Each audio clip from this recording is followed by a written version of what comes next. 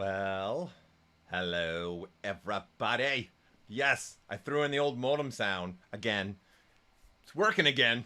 Gotta have that, which, ironically, you gotta think about how many people have no idea what that sound is, right?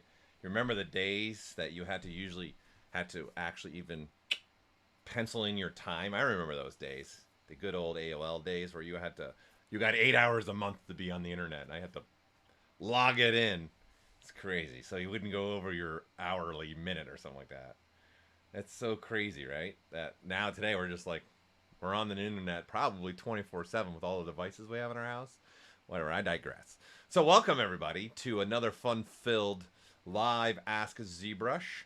So again, I'm continuing because we've just been having some fun with these right now, and it's just a nice change in pace for me to have some fun with you guys, answering questions, really getting down to that. So the phone rings, it's over.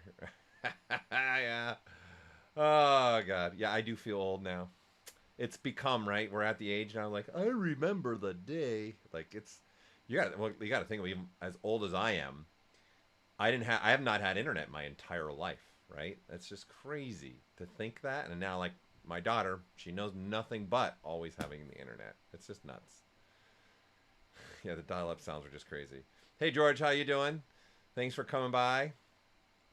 So again, we are going to be looking at, in these segments, answering a lot of questions. Last week's was a lot of fun. We really went on a beautiful tangent, and you guys know how I feel about tangents. I love them. I love them. That's kind of what these streams are, is just tangent streams in essence. But I'm taking questions that you've submitted to us in the hashtag AskZBrush on Twitter. And then support, I'm taking from all over the place, in all honesty, because I get emails, we get questions through support. But I'm always, every week, looking at that Ask ZBrush tagging on Twitter. So again, you're just doing hashtag Ask ZBrush, and I'm pulling questions from that list is what I'm doing as well, making sure I can answer as many as I can. And I just like doing it this way. I enjoy being live with you all, really making sure you're getting everything out of it that you can. It's important for me. So, that's what this stream's all about. So by all means, everyone, if you got a question, fire away. Happy Friday, IR Sculpts. Fire away your questions that you might have. I'm here to help. I'm here to get wherever you're trying to go in your creative process, right? So let's do this. It's going to be a lot of fun. We'll start with the first question that I have that I pulled off the Ask ZBrush feed that we have on Twitter. All right, so let's start with that. There was a question is about adding like a bevel on a cube without actually adding subdivisions. So there's a couple ways you could go about doing this. So this is why I also like this segment that we're doing, because even that question's coming in, my mind immediately clicks and goes, oh, I immediately think of 3 different ways to do that, right? And then this is why and I think that's going to be the theme of today's stream, because the next question too, I've got 5 different ways to do the next question, and I want to highlight all of them, because again, depending on the model that you're doing and what you're working on, one way may be better than another way. So I want to make sure you guys have that information and you're ready to go and you get as much as you can. So I'm going to turn off the floor. We don't need the floor on. Okay, so the question was pretty much just a cube. That was the question. How do I bevel on a cube, right? So let's just grab a cube. I'm not a fan of this cube usually. I don't usually use this cube to do my work anytime I want to use a cube, because I don't want the pull on the top and the bottom. So I don't usually use this cube, right? So I'm going to go through this way to use the cube. So I'm just going to use the cube that's within the actual gizmo. I'm a fan of using this. I use this one a lot, like especially since I like to do the copy thing that we have in our gizmo when I'm creating things. I do this a lot and then swap it out with like another surface. I'm a very big fan of this workflow, especially when I'm doing stuff like hard surface. It's a no-brainer for me. It really works well. Okay. So this person's asking the question in the sense of, hey, I don't want to just start dividing up like this and start, having some kind of smoothness to the cube. I want a nice bevel going across. So the first way would be actually using dynamic subdivs. So this isn't adding subdivision levels, okay? It is actually just giving you a preview of your subdivision levels, okay?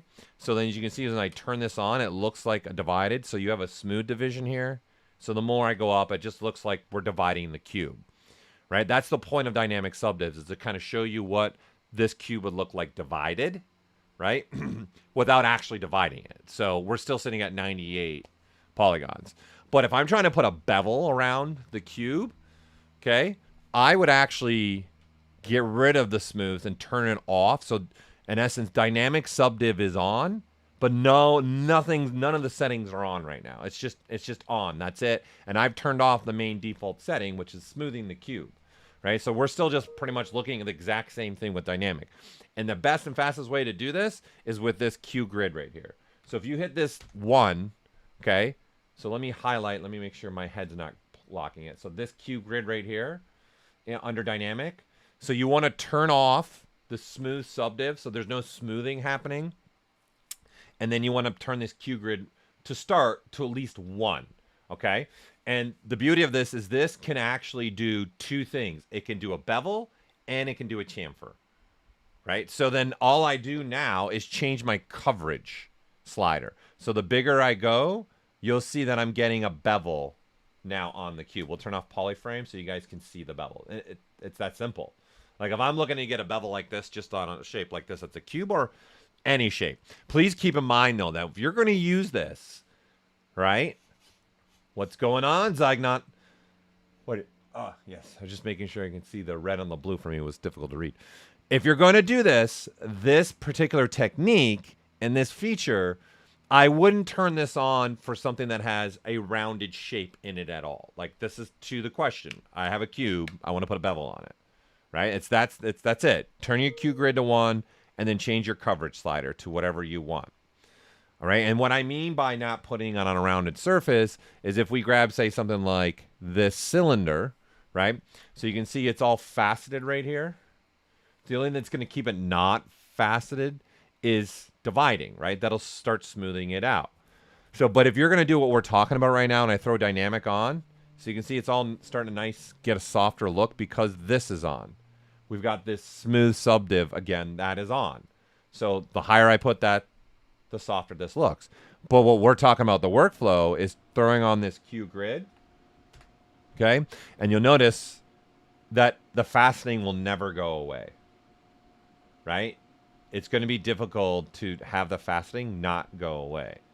And it's because this feature is looking at every single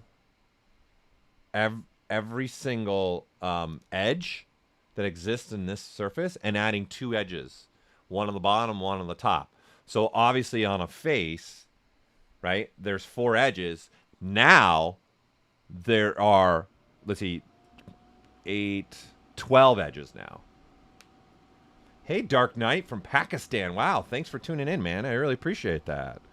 This is why I love streaming too. I love to be able to talk to you all from around the world. It's just so surreal and a lot of fun for me. So this is what I'm talking about, keeping in mind. If you're going to use this feature, it's not Ben Vichar. What's up, my man? It's not best to use it on something that's rounded, okay? It's best to use it to the question that this person was asking, okay? So the other thing then that's important for this, you guys now know how to do a bevel, but there's also a chamfer option, okay? And that's in essence giving a roundness here. I'm going to turn off perspective. It's giving a roundness here, okay? This would be the only time, and again, this is going to be a Lisa needs braces moment. Lisa needs braces moment. Lisa needs braces moment. Great. Thanks, Dark Knight. Appreciate that.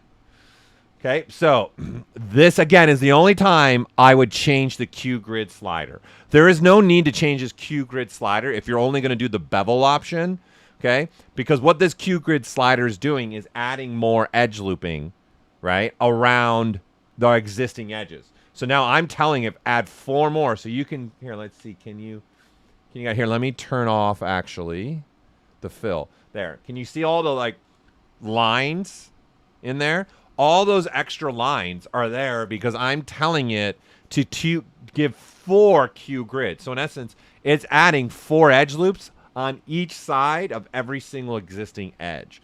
But the reason why we have done this is for if I want to do a chamfering, like more of a rounded corner, and then I can play with this coverage, and you can see that it's going to play with how the spans of the topologies are moving.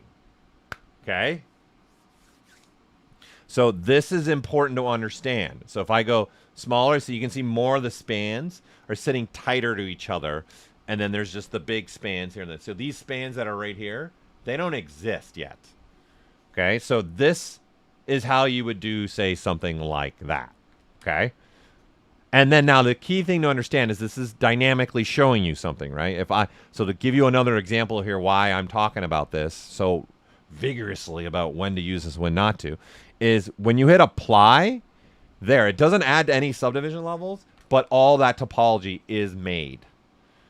All right, so you got to remember that is when you're going to go to apply this, it's going to give you now the actual edge loops. And you guys can see all the edge loops that are being made, right? If we undo this and put this Q grid back down to 1, right, and then hit apply, you can see the difference, right? You see how many fewer edge loops there are, okay? And if I go 4 and I hit apply, you can clearly see the difference here, right? So it's important to understand that when you're going to go to apply and turn it into actual real geometry, what you're going to get, all right? So this would be one way of adding a bevel to a cube without actually adding subdivision levels, because I'm not adding any subdivision levels. I'm adding edge loops is all I'm doing, okay? The other way to do this would be using ZModeler, okay? And there's going to be more than one way to do this. So I'm going to turn off dynamic, right? And we're going to hover over an edge, and then there's just a bevel option right in here. Okay, so then I can just bevel whatever way I want to. Right, so here I'll turn on the fill back on again.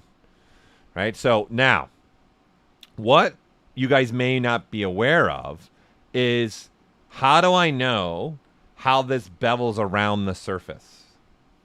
Right, so you can see I beveled these faces here, and then you can do the opposite. You can do those, right, or do those.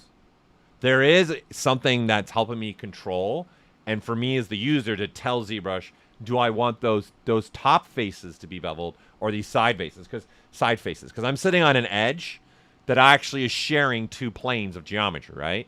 So there's a plane of geometry along the top. So this is your top planes. So in essence here, let me change the color.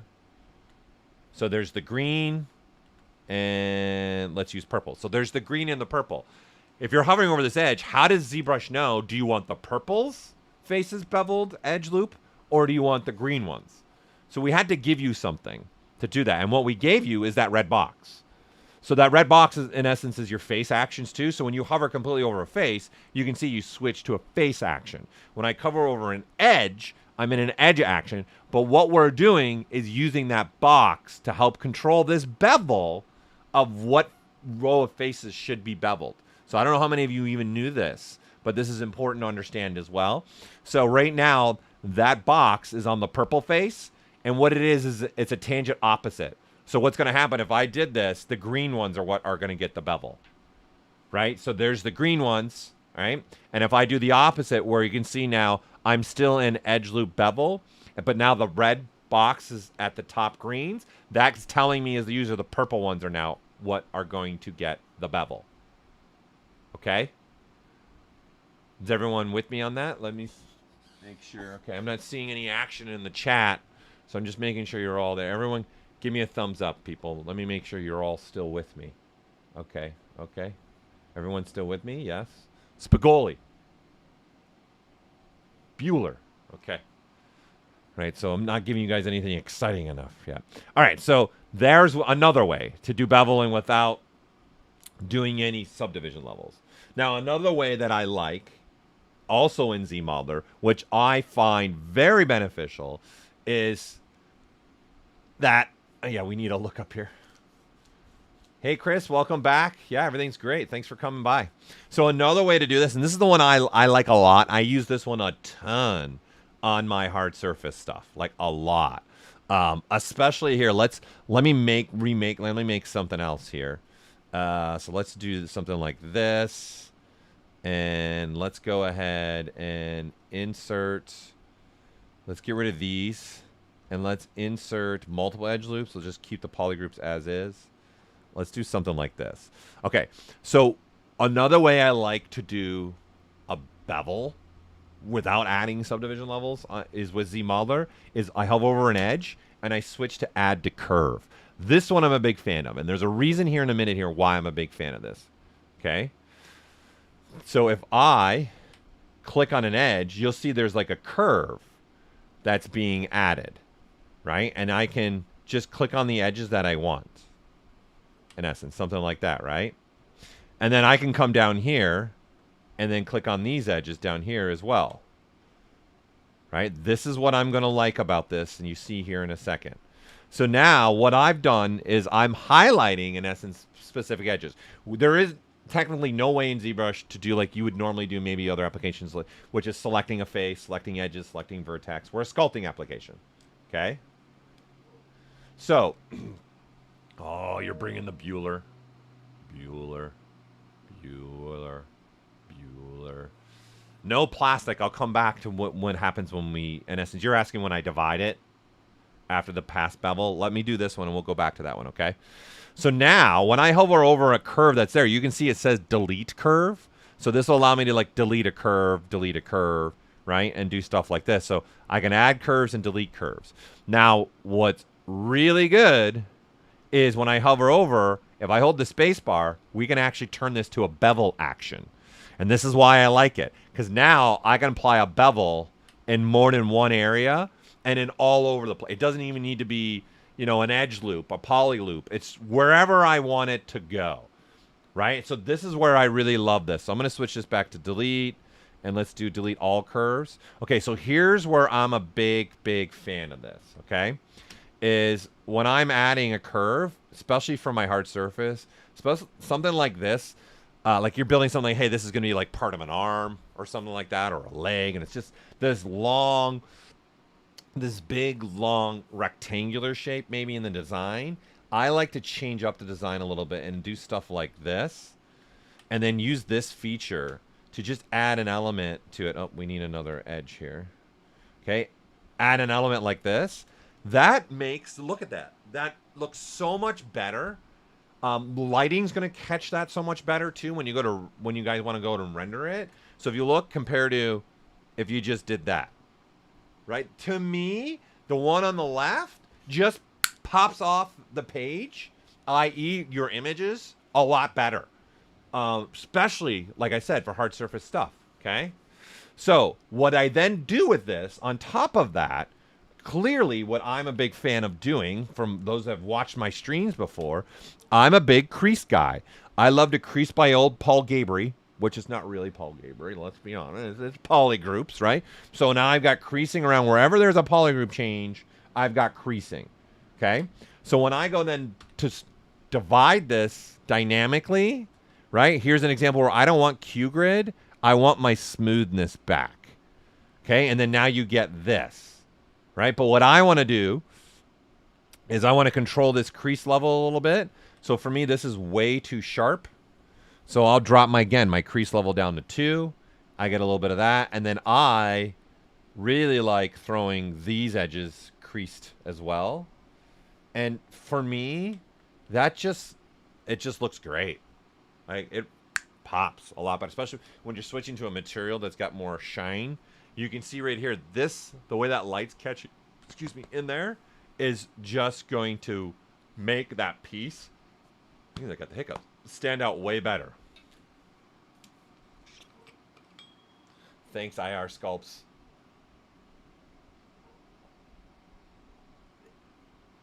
You don't need to hold the shift key. You just click on every curve. Unfortunately, that feature, you can only click on one curve at a time.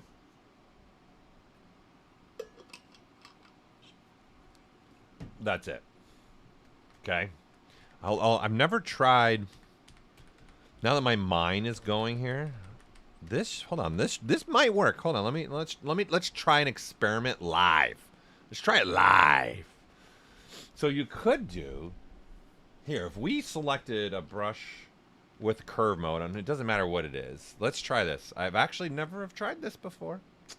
let's see. This might work.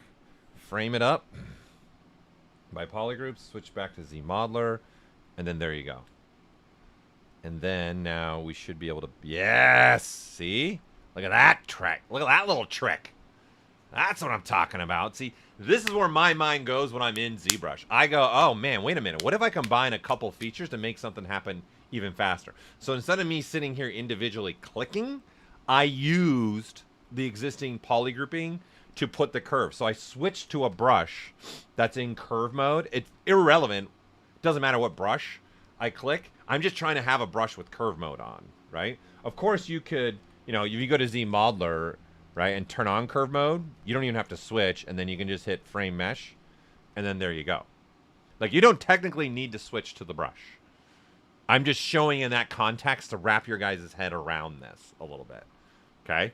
So you could just do that, and then all the curves are there where you want. So you can obviously control this in any way, and you can do by border, you can do by crease edge. You have 3 options to frame it. So there you go. There's even a faster way than clicking on one edge at a time. That could be beneficial for you, all right? So let's go back. Let me turn curve mode on. Let's go back to that question that the person was asking about when this was back to being the normal cube. Let's go back.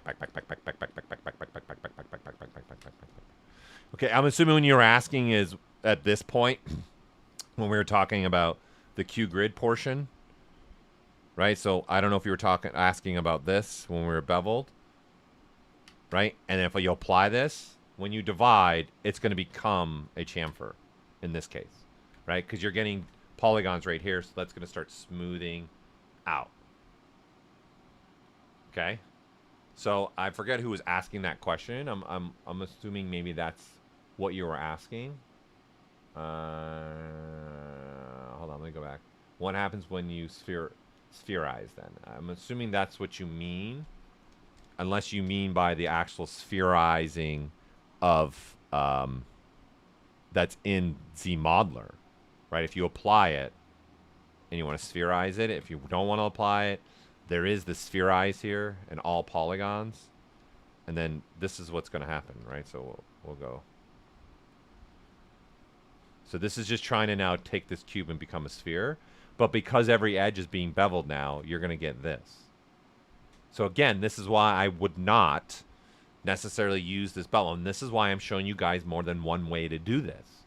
Because again, the scenario could be different where I have a shape that's squared like on the bottom and round on the top, right? I gotta know what is going to be the best option for me the fastest to get to that point, right? And what I mean by that is if we had a shape like, let's grab a new cube.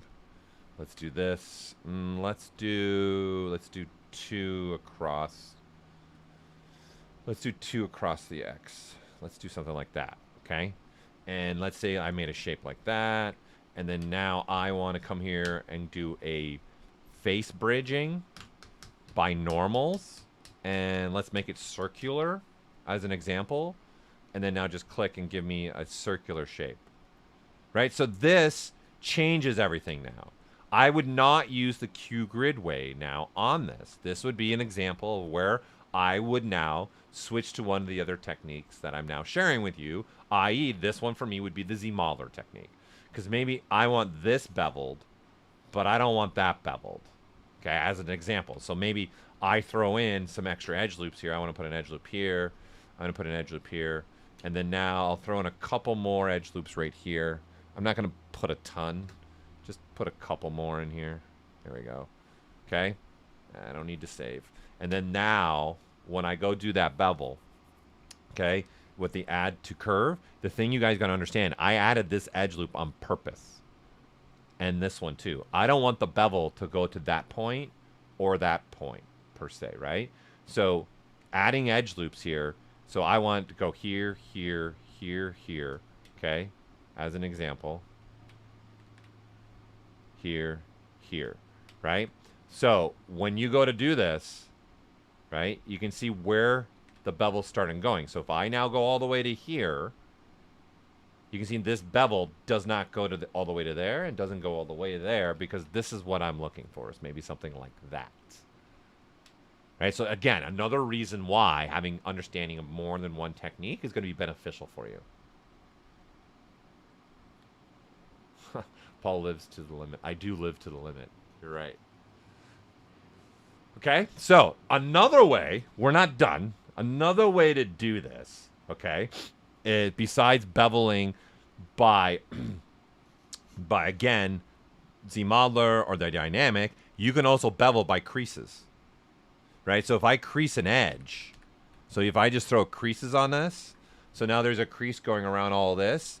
If I now just start doing this, you can see a bevel is going to get applied to everywhere where there's a crease. So now I have this as the look for this particular piece.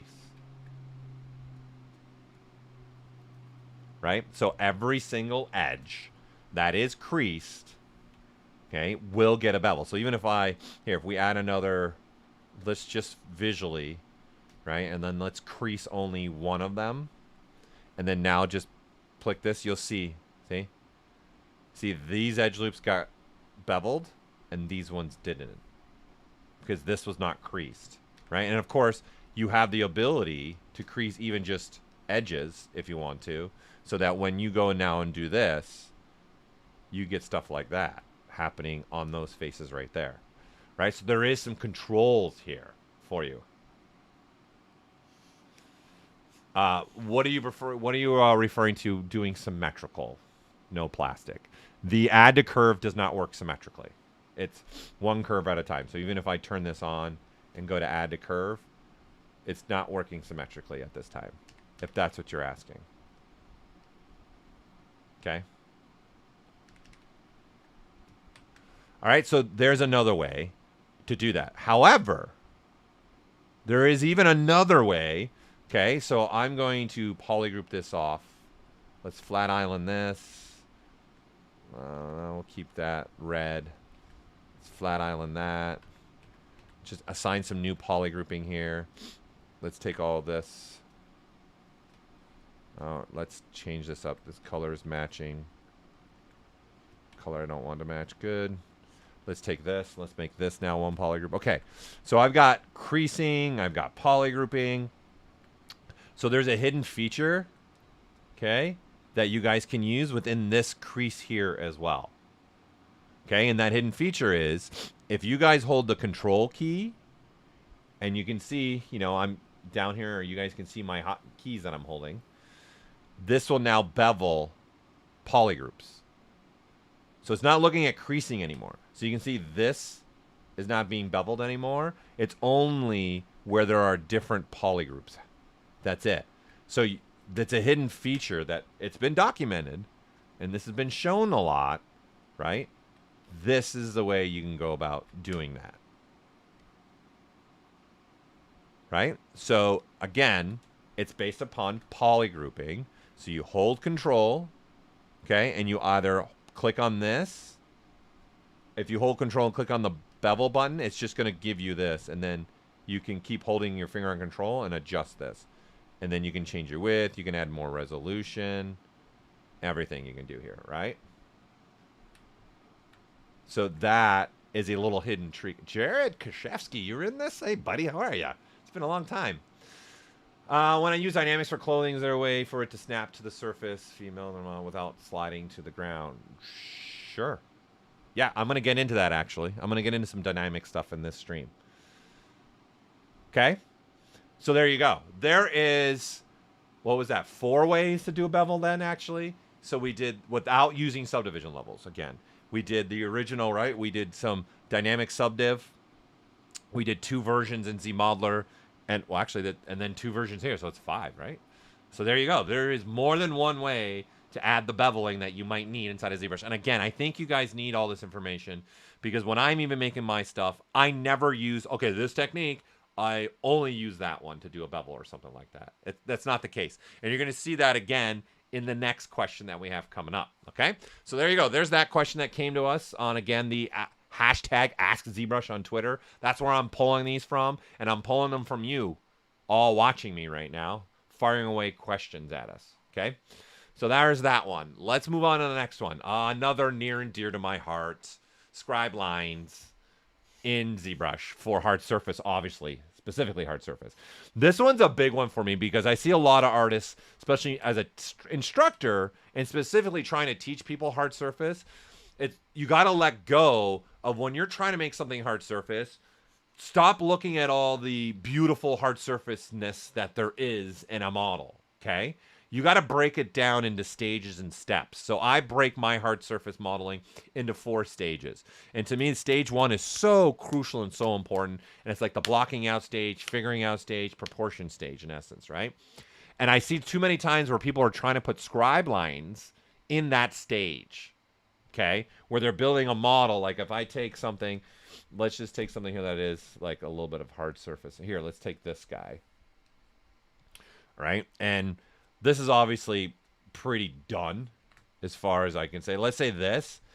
I'll see people trying to put scribe lining in this, like before you even have all this done, before you even know, is this even the correct proportion that you want, right? That's what I'm talking about, is that. So I'm going to show you guys multiple techniques here. Again, this is going to give you 5. I'm going to give you 5 again for this. 5 ways for you to do some scribing. Okay, and what scribe lines means is, here, I'll pull up one of my models. Actually, hold on. I think hold on, let me disconnect my hard drive that has some of my models off my other computer. Talk amongst yourselves. Coffee talk, coffee talk. Neither here nor there. Do we enjoy? Yes, yes. Topic, topic. Do I use ZBrush for hard surface? Go, go, go. Okay, go. And let me mute my computer. Hold on, I gotta phone call coming in. Let me hold on. I need to get a hard drive so I can pull up some files. I didn't give you an example of what I mean. Since someone's asked what is a scribe line, let's make sure you have a complete understanding of what that is. Okay. Hold on 1 second. I'm going to also let this person know, which is my wife, that I'm streaming right now.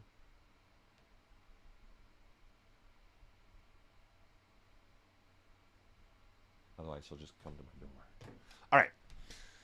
So let's load something up that has this. Some of you obviously in here know what scribe linings are and stuff, right? So let me load a model that I've done. Let's see. Let's see. This one has some in it. Let's load this one up.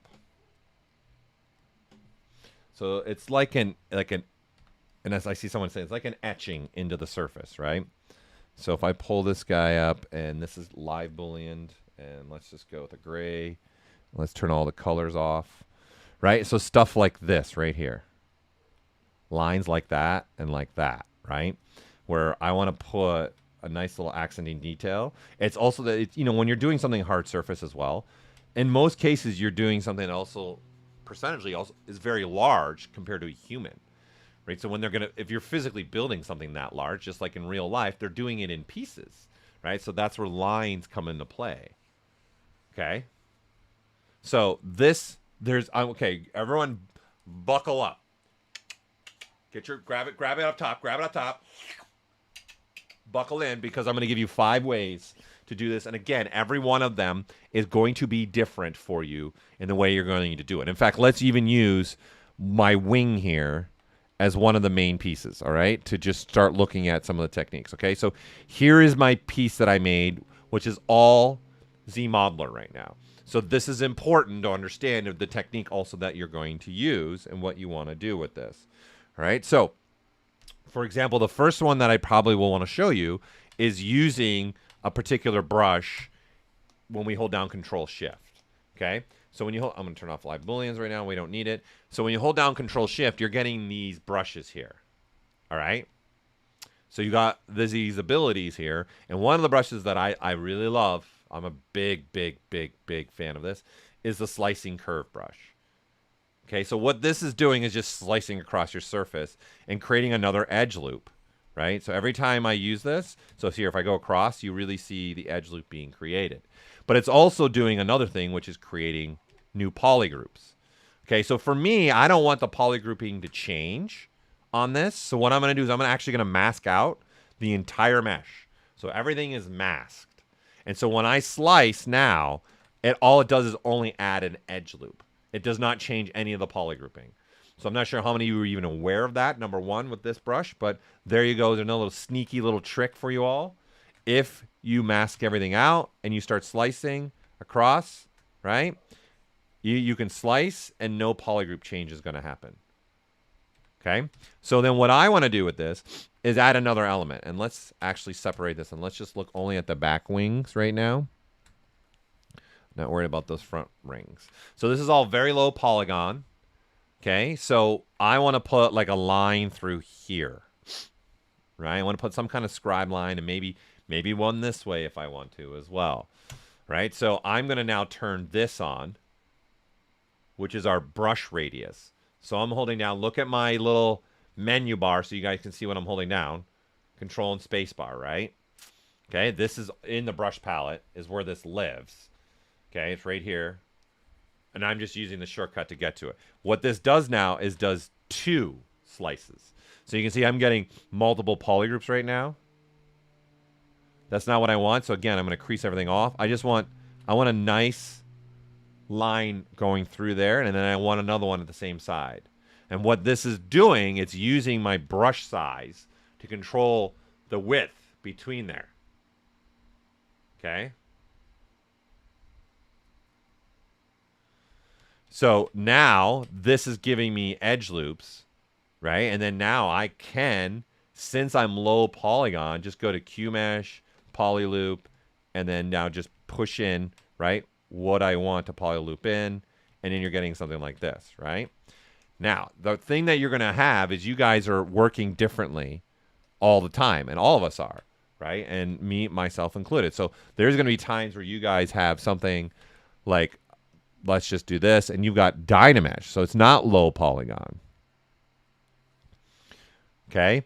And so when I'm slicing, we're going to go a little bit bigger here. When I'm slicing across, say something like this, you can clearly see now I want the new polygroups because there's more dense topology now. And so the next thing that I want to do is I probably want to start in the green and come like this, and it's going to make another slice. And what you should notice is those slices are the exact same width. And no matter how far the sphere is from the camera or close, you're going to get the same thing. So what this is giving me the ability to do is add multiple slices and really create a unique scribe line looking to this, right? And then ZModeler is not going to work for this now, right? So like I just did in the last one, I can't just go to ZModeler. This is too dense to do that with, all right? So then the better technique, if you're dealing now with a dense mesh and you want to use this brush, so I'm showing you using this brush low polygonal first, and now I'm showing you using this brush at a little bit more dense mesh to do the same thing, okay? And so I'm just hiding those polygroups that were created, and all I'm left with is this, right? So these are all I'm left with. So again, I'm just holding down Control Shift and clicking on the polygroups that I don't want to look at anymore. And then this is a little bit dense, so ZModeler is not going to work. Not a big deal. I'm going to go to my edge looping, and I'm going to click right here. I'm going to go, let's go crisp. And let's push it in a little bit and edge loop it. And now this is what we get. Right? Look, that looks awesome. That's beautiful. It's nice and clean. It's what I'm looking for. I can control that thick, how far it digs in to the surface as well. So it makes sense to me to go this route for if I'm dealing with something a little more density in it, not something low polygon, right? And this is just taking advantage of the slicing brush with another feature, which is our edge loop, right? And I don't have to have crisp on if I don't want to. Okay, so crisp on and off, they'll do different things. All right, so crisp on is pretty much keeping your result like perpendicular. So the new edge here that's being created and this face that's being pushed down, it's keeping it nice and 90 degree like that. If you turn crisp off, it's going to create like that. Here, it's better to see it this way here. Like this. Instead of it being perfectly straight, it'll do that. So the new edge, right? So if I'm grabbing this, we got to go pretty deep probably. And because this is really triangulated, here, so you can see how it's doing that, right? And then I can even, because it's polygrouped, right? You can see there's different polygroups, right? So what's nice about this added element in here is I can go down here to my deformations and I can say polish by groups, right? And then see, I can even make the corners rounded if I want to. And it's like an additional thing. And you can see with crisp off, right? You're going to get a different result there. Okay, so this is another technique, another way to create something like this. Hey, Silent Moon, glad this is helping. All right, so there's using the slice brush, right, with edge looping. Okay, another way to go about this, let's go all the way back to, let's get this back to, here we go. We'll make this, and then now this time, I can use the slice brush without the B radius. Right, something like this, and then now maybe I'll cut across like that. Okay, so and then I got this polygroup. So make it a different color so you can see that really well. This polygroup. Right, so there's 4 polygroups here. And the way the slice brushes work, if I don't completely go over the polygroup, it doesn't change it. Right, so what I mean by that, if I do this and stop, I started in the green and I'm ending in the yellow, you see it's slicing, but no polygroup changes. Okay, so if I do this, where I started in the green, I've completely crossed over the yellow into the other one, you can see I get another polygroup. Okay, and then to your question, no plastic, yes, you can. Right, so I'll show you that. Right, so the other way to do this is something like just using the slicing. Or, people, let's not forget about another little hidden trick here that I also enjoy. If slicing, like using this slicing brush isn't giving you exactly what you're looking for, right? Because the only thing you can do with these slicing brushes is slice across, right? Or in this case, I'm tapping the Alt key to change the waviness. Double tapping the Alt key will make a harsh point. So now I'm going to round it to a harsh point, right? So again, double tap, Alt key, creates the harsh points of change, right? And then tapping the Alt key once does this. There is going to be times, though, that this is not going to cut it for you in essence. I don't want it slicing across the surface. It's obviously camera plane dependent. So let's not forget about another little hidden gem for us all, and using masking. Right? So literally I can say, hi there. Right? And when you're doing this, you guys can Control W and make a new polygroup. Right? But I'm going to take this one step further and do that instead. Okay? So what that is look how clean now that high is. I'm actually slicing and creating. So I'm like slicing based upon the polygroup now is what I'm doing. I'm not just using the slicing brush. It's like ripped out of a brush and saying wherever my mask is, let's slice it based upon that mask. Okay? So you can see my shortcuts. First of all, look at my shortcuts. Right? And then E. So there, that's what I'm holding. Control Shift E. And what that does is slices based upon a polygroup. So we're doing 2 things now. I get a new polygroup for where that high was, and it's slicing around it. Which is obviously going to create a better result than just doing a high like this, right? An H like this, and then just hitting Control W. That is a, like, that's not a small change. Like, look at that's completely different looking, right? So again, this is mask edge loop border, right? So this is allowing ZBrush to look at the mask and loop it. So again, that's going to live in the edge loop in the first button, mask edge loop border, and you can see the shortcut. Alex already got it up there for you. Okay.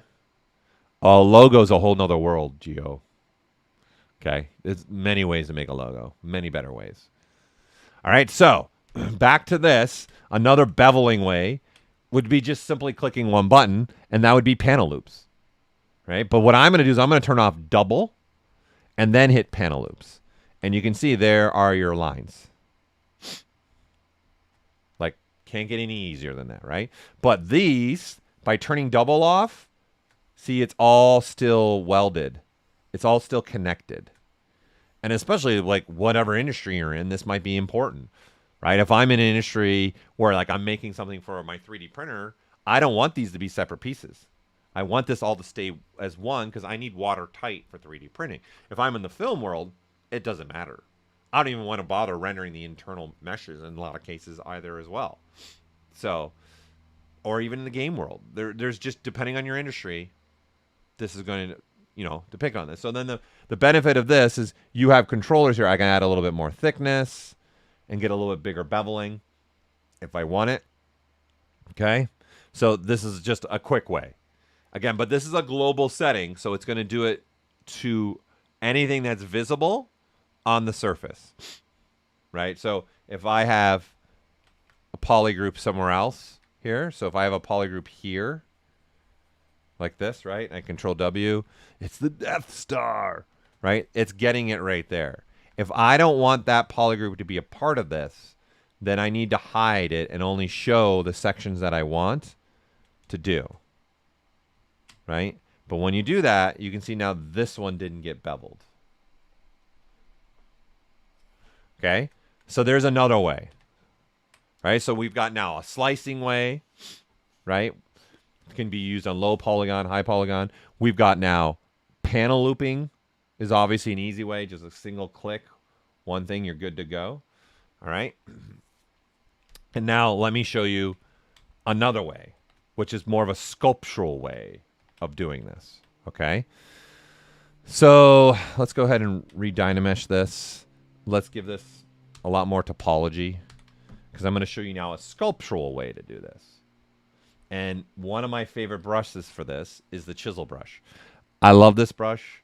It's awesome for doing what we're talking about, doing scribe lining. But I even found it very beneficial for doing like fabric stuff as well, right? Especially like if I look at, say, something that, let me give you a prime example. I'm just getting an artist that does a lot of collectible work, which is Daniel Bell, winner of multiple ZBrush awards. One of his pieces, his Captain America piece, I think is a great example for me. So you see all this right here, that stuff right there, that right there, right? Or even doing something like that right there.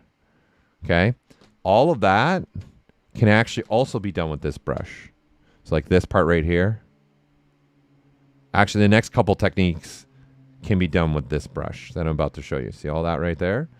So besides just doing that, this is going to be beneficial for us for other things. Okay? So here we go. Sculpturally now, I can just do this. And you can see it's pretty much giving me a scribe line right out the gate. Right? And the size of it is dependent upon your draw size. Right? And then these are, you got just different levels, and then these are easy to make my own versions of this. So there's just different ones here for us to use. Right? Now, what becomes important to understand, we need to overcome some things here, okay, that you're going to run into possibly. Number one is this one. So I'm going to grab here. This one's a little bit more. When I sculpt and then I go to sculpt over top, you're going to see what we get. It's not clean. That's not what I want to do. Okay.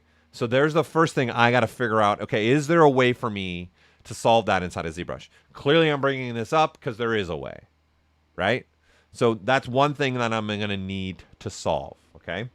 Another thing that I'm going to need is when I'm doing this, my hand is super steady. Oh, yes. Yes. It's clearly not, right? So that's another thing. Can I create, like the slice brush, I can create defining straight lines, right? And have angles in there. Can I do that? Of course. Yes, you can.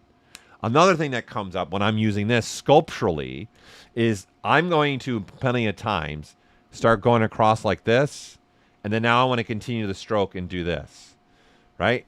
You're going to get that issue right there.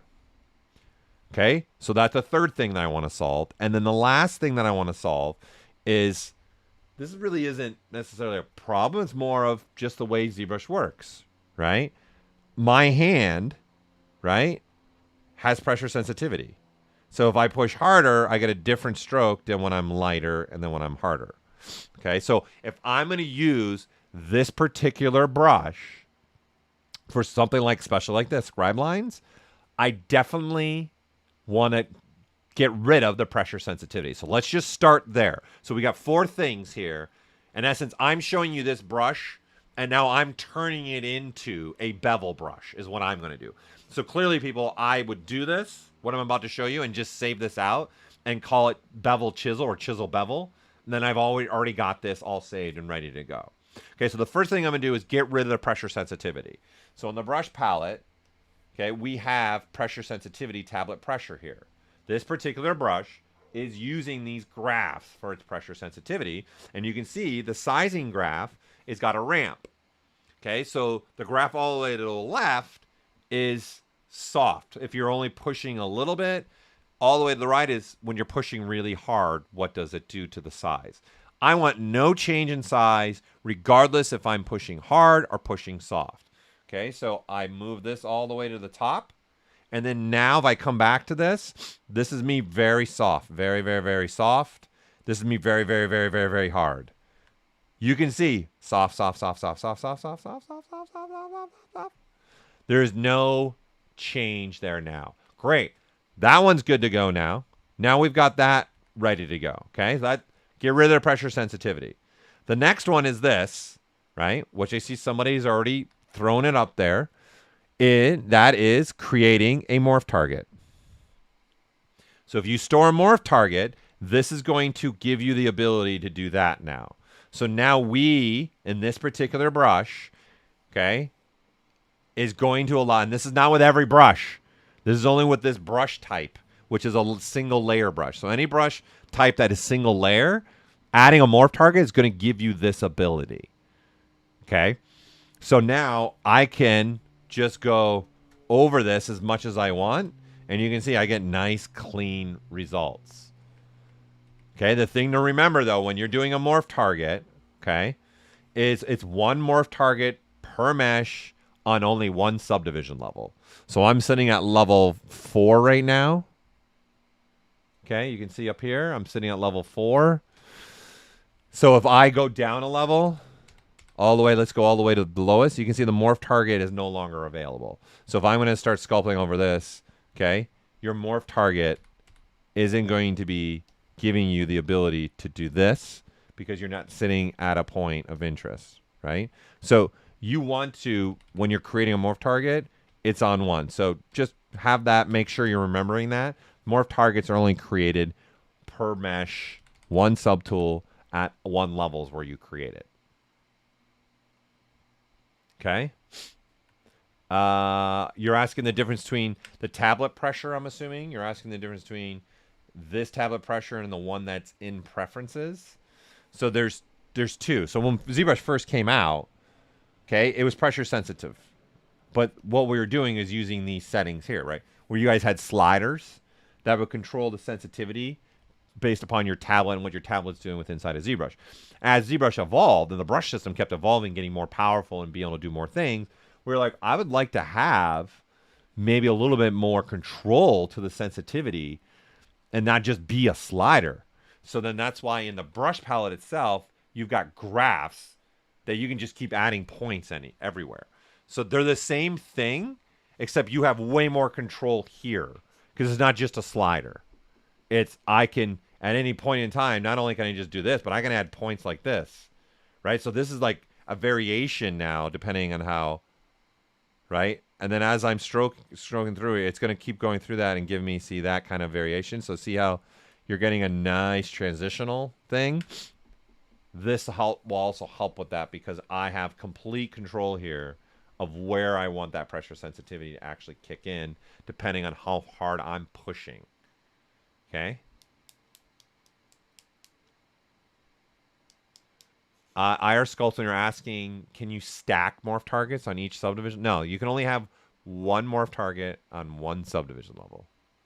So I'm not sure if that answers your question because the way you're phrasing it, stacking it. You can't have like a morph target on level 2 and then walk to level 4 and then have another morph target. Okay? If this helps here, let me delete this morph target and let me walk down. So now I'm on level 2. No, I'm on level 1. So let's go to level 2 and I store a morph target. If I walk back up, see there's no morph target available. See, everything's grayed out now. Right? So you can't do things like this, see? Because I made the morph target on level 2 and I'm sitting on level 4 doesn't have a morph target. So this technique is not going to work. Right? So that's why it's important when I'm going to create the morph target, I'm doing it at the higher level. It's going to be probably for this scenario. Okay? So that I can do something like this. All right? So there. We've got now the ability of pressure sensitivity solve. We got the ability of this. The next thing I want to solve is straight lines. So I want to have, and I can clearly have lazy mouse, right? To do this. So there is something added into lazy mouse because that is turned on for this brush by default. Okay, I'm going to now click and now look at that box, that black box above the Pixologic logo, people. You can see my shortcuts. I'm holding the shift key, then letting go of the shift key. Holding the shift key, letting go of the shift key. Holding the shift key, letting go of the shift key. Like that is what I'm looking for, like what I can do with the slice brush. Okay? This gives me the ability now, again, to create, right? Click, shift, and then I can, any degree angle. I want to go straight up, boom. I want to come straight across, boom. Now I want to go on a 45, boom. Now I want to go straight up again, boom. Right? I can create this kind of dynamic look on this. So as an example, let's go back to our handy dandy ship here, right? And again, I'm using live booleans on this, right? So let's grab this main chat piece here. That's also going to be for the cockpit, right? Let's go ahead and clone that one, right? And now we've got this. Okay, let's divide this up. Let's give this some love, some topology. Let's store a morph target. So what I mean where this comes in handy is now let's take this side view, and then this can also work symmetrically. And I want to start putting like a panel. Like I want this to have the ability to have like a panel going through here, right? That's what I'm looking for. I want some paneling that's going to happen here through here. Okay, so let's up the intensity here. Let's go all the way. Right? So I want this.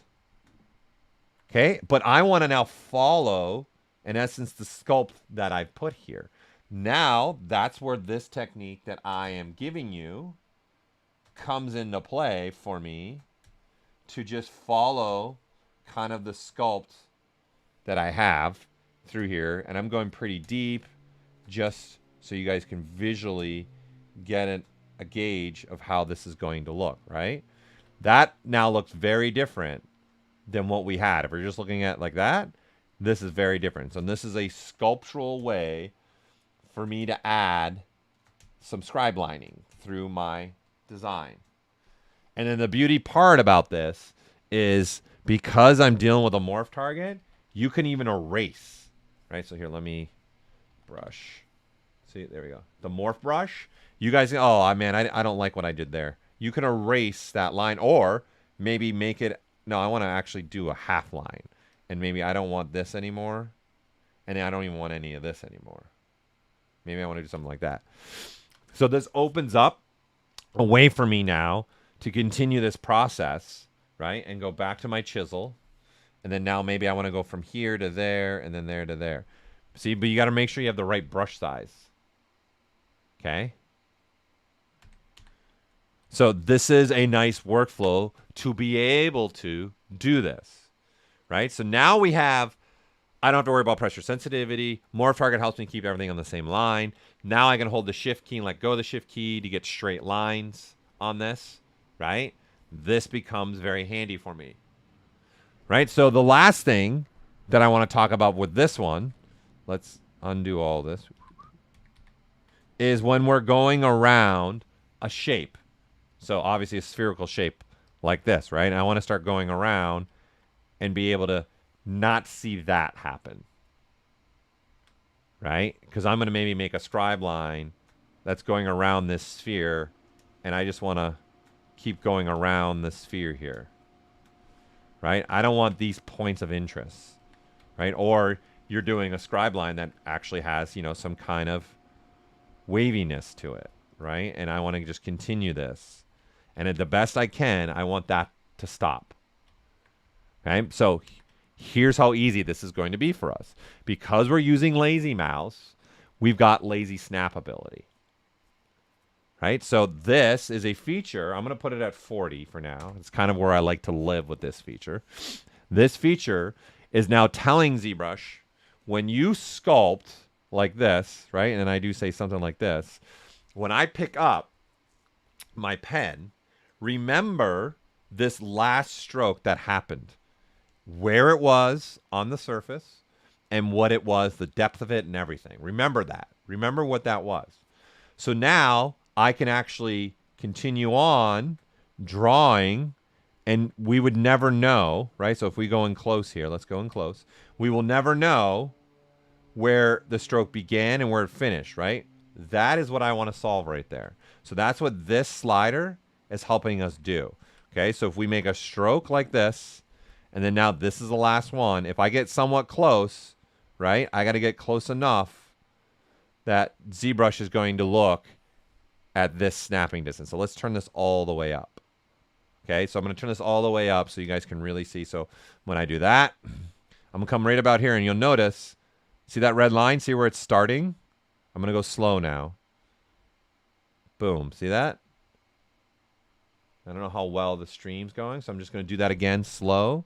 So I'm drawing out a curve, and now I need to move and go and look at the curve like this now. I'm not even going to be really close to where I ended. And you see the red line? See where it jumped? It jumped to the last position where I was, and then see I can continue. So that's what this slider is doing. I just have it cranked up all the way so you guys can really visually see what that's doing. So what that is saying is, how close does my brush icon need to be to continue the stroke? So you can see I was nowhere near here. Like I was way out here, but you can see I continued that stroke. Right? So there's a distance. So look like I'm way out here. Let's see. There's the threshold. There's your threshold. Right? So if I start going anywhere in there, look, boom. Perfect. Right? So I was way out here. This is why I don't normally turn it up all the way. I usually sit around the 40, 50 range of this slider. Okay? So there you go. There's another way to do bevels. Let's continue this. All right, so let's look at another sculptural way to do this. And I'm going to delete the morph target. And the benefit of this one is you can use any brush. Okay? You can use any brush you want for this. This is the beauty of this one. This last one, the chisel one, that depth only works with brushes with the layer system. So thick skin is what I'm going to use now. You can't get any easier. Turn thick skin on. Watch, I'm going to just grab, let's say, inflate. Okay? I'm going to crank it up, and now just inflate. And look, I get any kind of scribe lining that I want in here. And if I hold the Alt key, I get the opposite. Right? See that? So now, this is not anything to do with morph targeting. This is thick skin giving me the same depth. Right? And then you do stuff. You can throw alphas on this if you want to and experiment. Right? Throw an alpha on that so it's maybe more squared on here. Or throw something like this alpha on there. Right? And because the intensity is so high right now, your thickness, right? So we go a little there. So you can see it's sculpting the alpha, and then at some point, it's going to stop. So if I push harder, see? Right? And if I hold the Alt key, boom. So you can do something like that. right? Where it's got a little bit, it looks like a little damaging going around there. And this is just thick skin doing this. That's it. And it doesn't matter what brush you grab for the most part. Most of these brushes are going to work fine. Even if I do clay buildup, brush, clay, build up, right? I can build up. See, I can build up and it'll stop at that surface. It won't go any further than that. Even if I go in here, see, I can now add that. And then obviously push in and then push in, right? Very nice way to add some kind of line like this. And then, of course, you guys would want to add some variables to this, although we've already discussed, and especially if like this inflate one, right? Like, let's get rid of the alpha. Let's keep my intensity. So if I want, I would say, let's throw lazy mouse on, right? And then that way, with lazy mouse on, here, let me undo so I get more of my sphere back. I get this again, right? So now I can just do the same thing, right? And then this is where I was talking about Daniel Bell's model. Look at that, right? You got a rounded surface. The chisel brush is also great, again, for that. You can do the opposite where you're adding, right? And then you can get stuff like this. So remember that Daniel Bell model? Here's a great way to do this. So what's really cool about this also, right? Do only chisel brushes follow your cursor at a distance? No.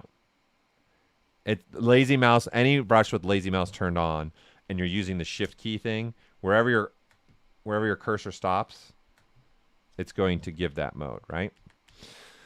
So I'm going to throw thick skin back on. Let's go back to the inflate. Let's do this. Okay, this is 100%, so I'm going to get that every time. Let's play with this a little bit. Let's go 50. Yeah, look at that one now, right? So what's happening is the clipping of the inflate isn't happening now to the complete like bubbling of an inflate, right? Because an inflate's just like it's a dome-like on the surface, like this. We're looking at profile like this, right? So what I've done is I'm limiting this thick skin. So now I've got a new brush, right, that has a little bit of a ramping here, right? So it's more of a softer into the flat, right? So then obviously if you switch it to Z sub, you're going to get the opposites. You'll get something like that. So you see there, this part, I'm talking about this right here, this part right around in here. You got a little nice softness to it. Yes, it is, right? So now this is another way for you guys to do some scribe lining. Like, and then obviously if you go with a smaller brush size, you're going to get different variations, right? And then now this, because I'm on a smaller brush size, I would probably want to up the intensity. Let's go 65, a little bit more. Let's go. So now I want to find the right setting. Actually, I want to go down, not up. I want a different look, right? So this, you can use your intensity to do this. If you want to just keep your intensity at 100, right? Then what you can also do to control all this is just change your thickness slider here. So if I drop this to 10, this is going to give a different result, see? To 5, right? You're going to get different results. Then if I go back, let's go to 30. See, you're getting now the inflate. So 30 is too far. And so I would go maybe 25 and then 22. Find different settings. So see, now that's giving me a little something different. And whoops, 20 was nice. 20, I liked 20. 20 is my favorite. There you go. Right? So see, some of it's flat and the rest of it is not. It's got, see, a roundness to it. Okay? And then see, there's different variations depending on the thick skin depth that you want. Right? That's just a great way, okay, to do this. Can we use curve brush function with chisel as well? Sure you can. Yes. Yeah, it's curve mode. It will work with that brush. Absolutely.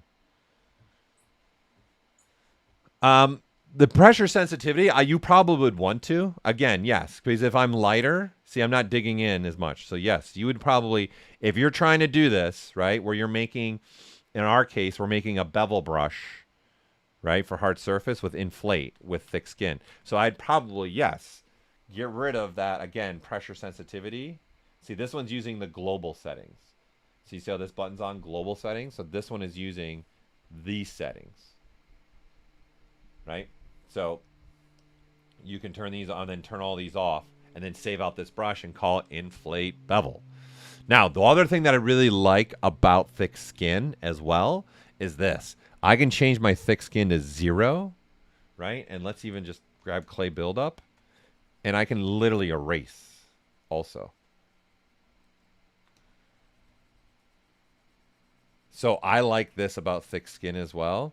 Even though I've drawn a bunch of stuff with thick skin, I can go and just get rid of all of this. You know, instead of going through the undos, I can go get rid of all of this just by sculpting over top with the thick skin set to 0. I don't even remember what's thick skin and what's not thick skin anymore. None of that is. Right, there you go. I got rid of all the thick skin stuff. And then go back if I want to. And again, change this on the fly. Right? It's just telling you, you guys got to embrace this fun stuff, man. Like up my intensity. Maybe I'll go a little bit more. Right? And now this is just a brush that's making a squared element to it. It's just really good. It's really, really, really powerful. Okay. So there you go. There's another way. Let's move on to another one. Okay? Another bevel way would be, and this is one of my favorites. This one's different between this one now that we're going to get into, is this is non-destructive, and it doesn't matter about the mesh itself, really, that I want to put a beveling on. It's not even going to be, if we go back to this, where's my ship? There's my ship. Okay? And looking at this, this is where some of the techniques on this ship came in. This one I'm about to show you right now. Okay? Especially ones like this over here. Bless me, sorry. I'm going to take a drink of water on that note real quick.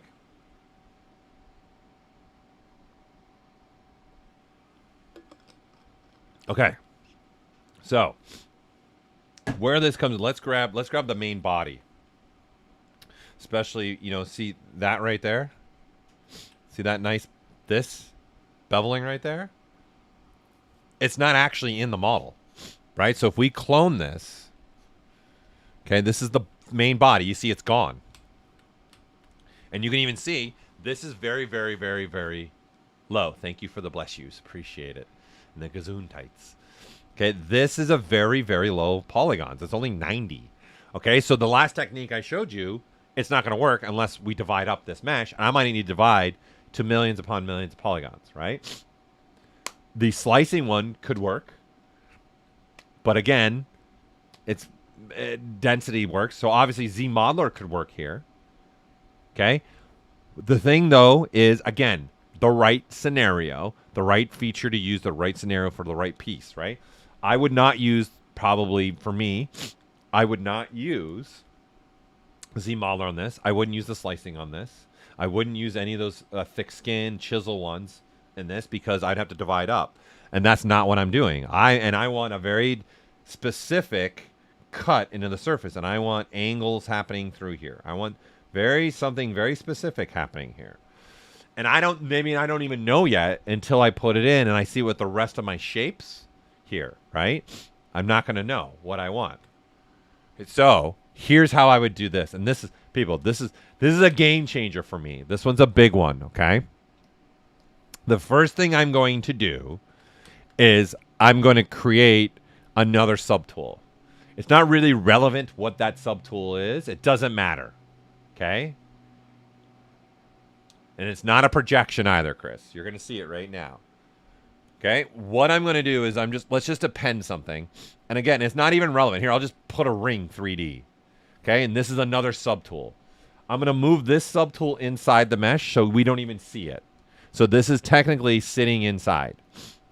Right? So you would want this. You would want it to kind of, it doesn't need to sit inside. It just needs to be, boom, there you go. Right? And so what I'm going to do now is with live booleans turned on, okay, Wavy Gravy's already got it and Alex has already got it. I can now switch, and to me, one of the new biggest important brushes to me is this extrude profile. Because this extrude profile, this is all bevels now. It's my world. Bevels. So just pick the one you want, draw out a curve, right? And then boom, you get this. So there's a raised surface. So think about the same thing we were talking about Daniel Bell. There's a nice raised thing for organic shapes. Okay? But now if I come over here, because I have live booleans turned on, I come over here and I tell this not to be a union, this subtool, but to be a subtractive. Bada bing, bada boom. There you go. Right? And now you have this. Right? And then now I can draw anything on here and I can keep moving it, manipulating it, changing it, and changing the way I want this to look. Right? And then there's all the curve controls that you have for this. Okay? But what I also like to do with this technique is something else, especially for what I did in particular with this model. All right? And this is what I like to do. Okay, I clearly want to make some scribe lining specifically for this body shape. Okay? And I want this. And again, I can make my own versions of these. So let me see. What's the question? I'm not sure this is a good question, but what is the best way for making open slots of equal distance along a closed curve? Sure, we can show that, Jesse. That's an easy one. All right, so this is what I also like to do, people. Okay? And again, this is my mind just thinking using. I'm going to duplicate this once. The body. This is the body I have. I'm going to go ahead now and apply the dynamic subdivisions. So I want some geometry. And I don't need a lot. That's probably enough. Maybe one more. Whatever. It's good enough. Okay? And now I'm going to get rid of the polygrouping. So there's only one polygroup. So I'm going to turn off the line so you guys will just see blue, right? And what I like to do with this, okay, I'm looking at this in the sense, okay, I'm going to do mirrored elements. So I'm looking at that red line right there. So I'm going to switch to the slice curve. I'm going to say, okay, I want it to come like this, do this, and then go across there. Okay? And then let that cut. Then maybe come across here and cut here and let that cut across there. Right? So now I have these elements. Okay? And then now I do a mirror and weld. Hold on one second. Sorry, my daughter is pounding on that.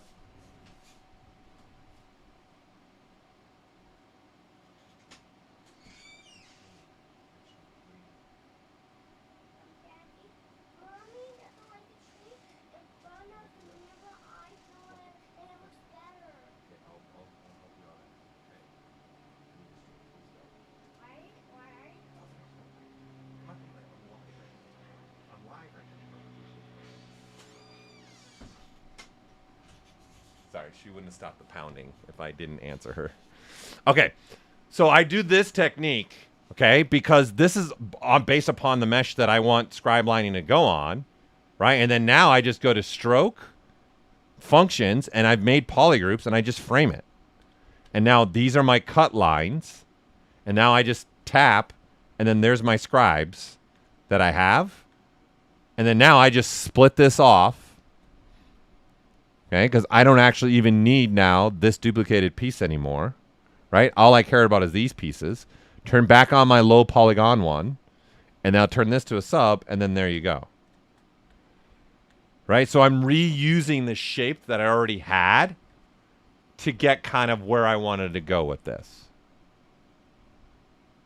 Right? So this is a fantastic way to work, and then I can continue this technique and not just use lines, but then use other shapes and say I want kind of like a rounded vent there, something like that. And I can see this, how easy this is to start populating. Okay, I want something like this. But I want it to come all the way to the edge and do that maybe. Maybe not that much. And maybe let's put an angle to it, actually. And let's do something more like that. Like, look how fast you can really start to work these hard surface elements in with this technique of using live Boolean, right, with shapes. Like, this is a game changer for me, people. I was shouting from the rooftops when this technique worked for me. Like, you can see how fast you can start working with this. Okay? So this is just a brush that's made specifically to work with live Boolean. Right? And I use this brush all the time. And you can do so many things with this. Maybe you want that look instead, or maybe let's make it have an angle, maybe deeper, something like that. Right? You can see really the fun that you can have with this. Go back to your extruders, grab this extruder, grab a completely different extrude, maybe grab that one. And what I'm doing is I'm just drawing out, but where I'm really drawing out on, okay, is the subtool that's got the subtracts. But because there's another mesh here, ZBrush sees that other mesh. Okay, so this to me is an awesome way to start adding some scribe lines with this. Okay, let me go back. I usually have about the is.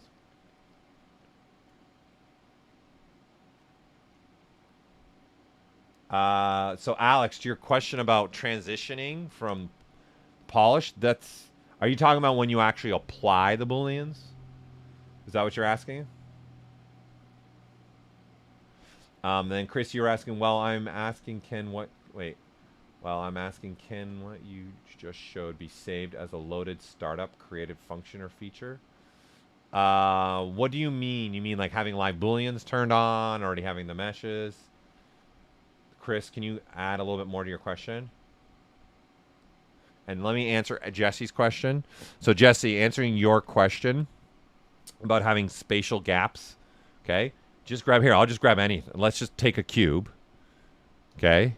Let's take a cube like this, all right? And I'm going to say let's pick it up. And this is not the best cube that, again, I would use. I would probably use more a cube like this cube. And let's turn the lines on. Something like this, and then add a little bit of some resolution here. I don't need a lot. It's probably more than what I need. Okay, brush, create insert, new, right? Stroke, turn on curve mode. And then what we've got is this, right? And then this cube is just being repeated over and over and over and over again. So what I'm going to do is change the stepping of the cube to 2. So that when this has happened, see, it's every other now. So now I've got a stepping of this cube in here. Right? And then so if I go back to where we were playing, here it is. Okay, and now I'm on the subtool that's subtractive. And then now when I'm drawing this out, it's going on that subtractive subtool, right? And now what I need to solve is this. It's not digging into the surface because by default, the cubes are sitting right on the surface. So what I want to do for this particular brush now is come to the brush palette and go to your depth, and you can see it's sitting at 100. I'm going to put this at 0. Okay, and so now this time when I draw out, you'll see that cutting in. Right? So I'm assuming this is what you are asking and looking for, was the ability to do this. Right? And then you can even turn on as line, and you can draw a straight line if you want to, and then you can have that. I'm assuming this is what you were looking for. Jess.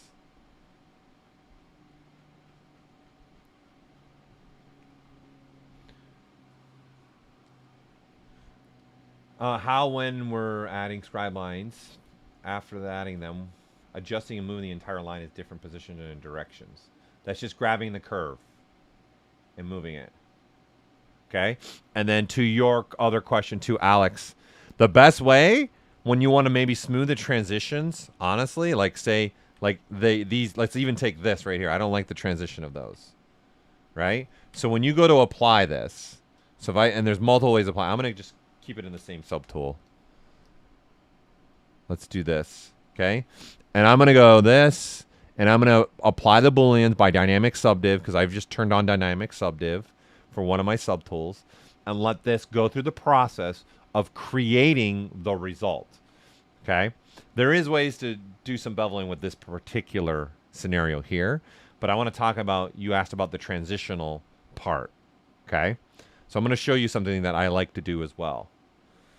Okay, so I'm going to wait until I get my result here from these, in essence, these two pieces. So I've got my main body of the ship, and then I've got these other pieces that are creating, and then now here's our results, right? So what they're asking is this. You've got results now, and I want to transition in between this. And you can clearly see there's also even a big difference in polygons. For me, this is an easy way to do it. I'll just highlight just this section, and I don't even need any of this, right? Any of this. I don't need any of this. I just need this. Okay? And then this is a big one for me. The fact that I can hide a portion. Okay?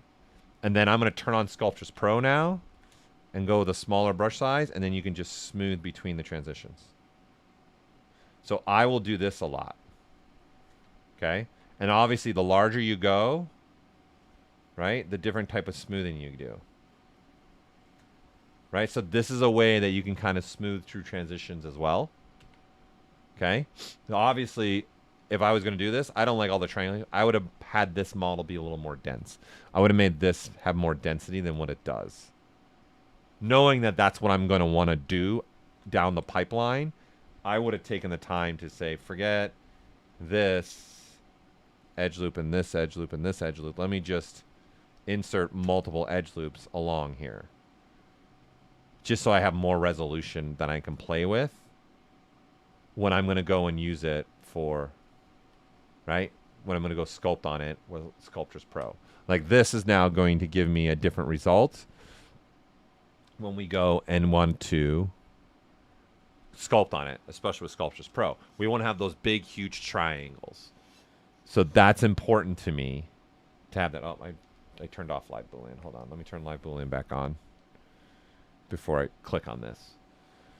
Right? All that is relevant, right? There's only ZBrush can do so much it can do with all the topology that you're giving it. I just didn't give it enough. It's just like when you're organically sculpting, you got to divide up enough to get enough of the details when you're going to go put the details in. When you're going to want to go make big, huge changes, you go down the lower polygon count. It's the same thing here. I'm not giving it enough information to play with. Okay? So this is one way for these transitional things to help you, okay? So now you can see this is a lot more dense, which is going to be beneficial. So even if I grab just, say, this section now, and again, I don't need any of this to work on this, right? And then now I can smooth. See, you can smooth. I'm assuming this is what you were looking for. And then I like to let go of the shift key. So I'm just smoothing, right? To doing that, right? So that kind of element to do it, right? So what else you can do with this, to question what I also like to do while I'm still in live Boolean mode, especially for something like this one, looking at these pieces, okay? We'll go on this side. I'm going to actually slice through these. So I get that. And then I'm going to slice again. So I get that. Okay? And then I'm going to crease, okay, by polygroups. Okay? So now those are creased in there. Right? And this polygrouping here is important to me. So I'm going to shrink this once and give this a new polygroup. Okay? So now I have, this has got multiple polygroups here. Okay, why I'm doing this is, watch. I'm going to go to QMesh, polygroup all. Okay, and now I'm going to pull on these and say, I want this polygroup right here, right? This polygroup all to move. Right? I want this to move in a sense like this, right? This is creating a difference for us, right? So I'm Q-meshing by the polygroups. Okay? So here, I'll split this off just so you guys can see this easier for you. Okay, so we're just looking at just the one. Right? So I want this purple one right here to do this, but I want it actually to do that.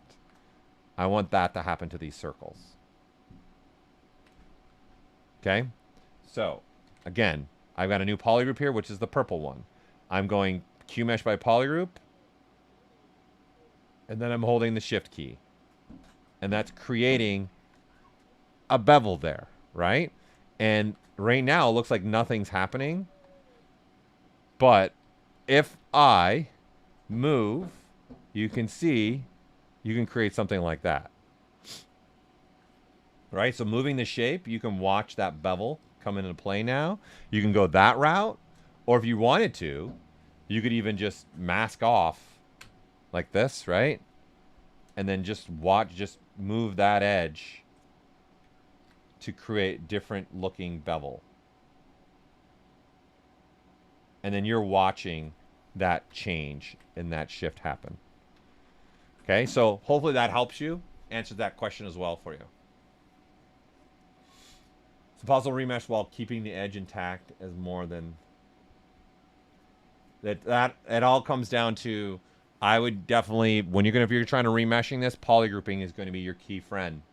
You got to polygroup this off. So what I'm doing with this piece, you got to make sure if you're going to remesh this, all these faces should be one polygroup, all these faces should be a polygroup, and all these faces should be a polygroup. That way, when you go to remesh it, you can use this keep groups option. And that's going to be your best way to remesh that, okay? Okay, darkest. When I draw a sphere with the new extrude profile brush, it only shows the curve, not the shape I chose above. Any ideas?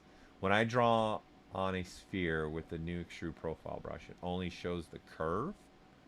Hold on, let me see if I can even replicate what you're doing. So you've got a sphere, you're saying, okay, and make it a polymesh. Make sure it's a polymesh, and then you're saying you got extrude profile, and you're doing this, and you only see the curve. The only thing I can think of, I don't even know how you're getting to it. Okay, this is all I'm doing. I don't. You have to tell me if you're doing something else.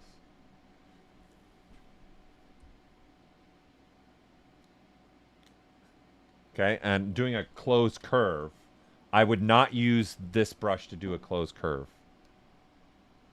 Now we're saving, and I pressed it. If I'm doing a closed curve, right, for these, I would not use this brush to do a closed curve, because we're capping the ends. You're not going to get a closed curve. Okay? Well, if you're using the default settings, your embed shouldn't matter. The only thing I could, if the person who darkest, if you're using the defaults, the embed's already set correctly. Half the mesh is sitting inside and half the mesh is sitting outside. So the only thing I can think of is you're sitting on another subtool, right? That's way out there, and you've got subtractive on. That's the only thing. The other thing. So if you're appending and say you're doing this, and you've got another mesh like this, right? And you've turned on subtractive with live boolean, and you do this. If this is what you got, that's what your problem is. Like this. The mesh is there. It's just being used as a subtractive. So it's going to get hidden and then be used as subtractive when it comes into contact with the surface. It's the only other thing I can think of at the top of my head. Otherwise, I would say you need to send in a video to us and support so I can see what it's doing. Okay? All right? So guys, you got to hold on 1 second. I got to go take care of my daughter. She's just pounding, and I'm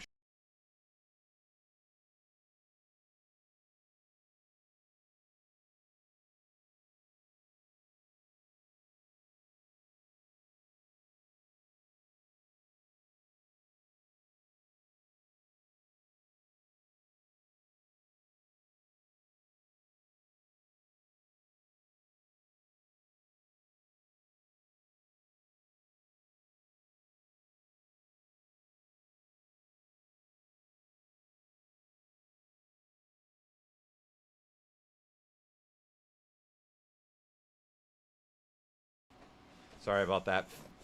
She's got her ways. Okay.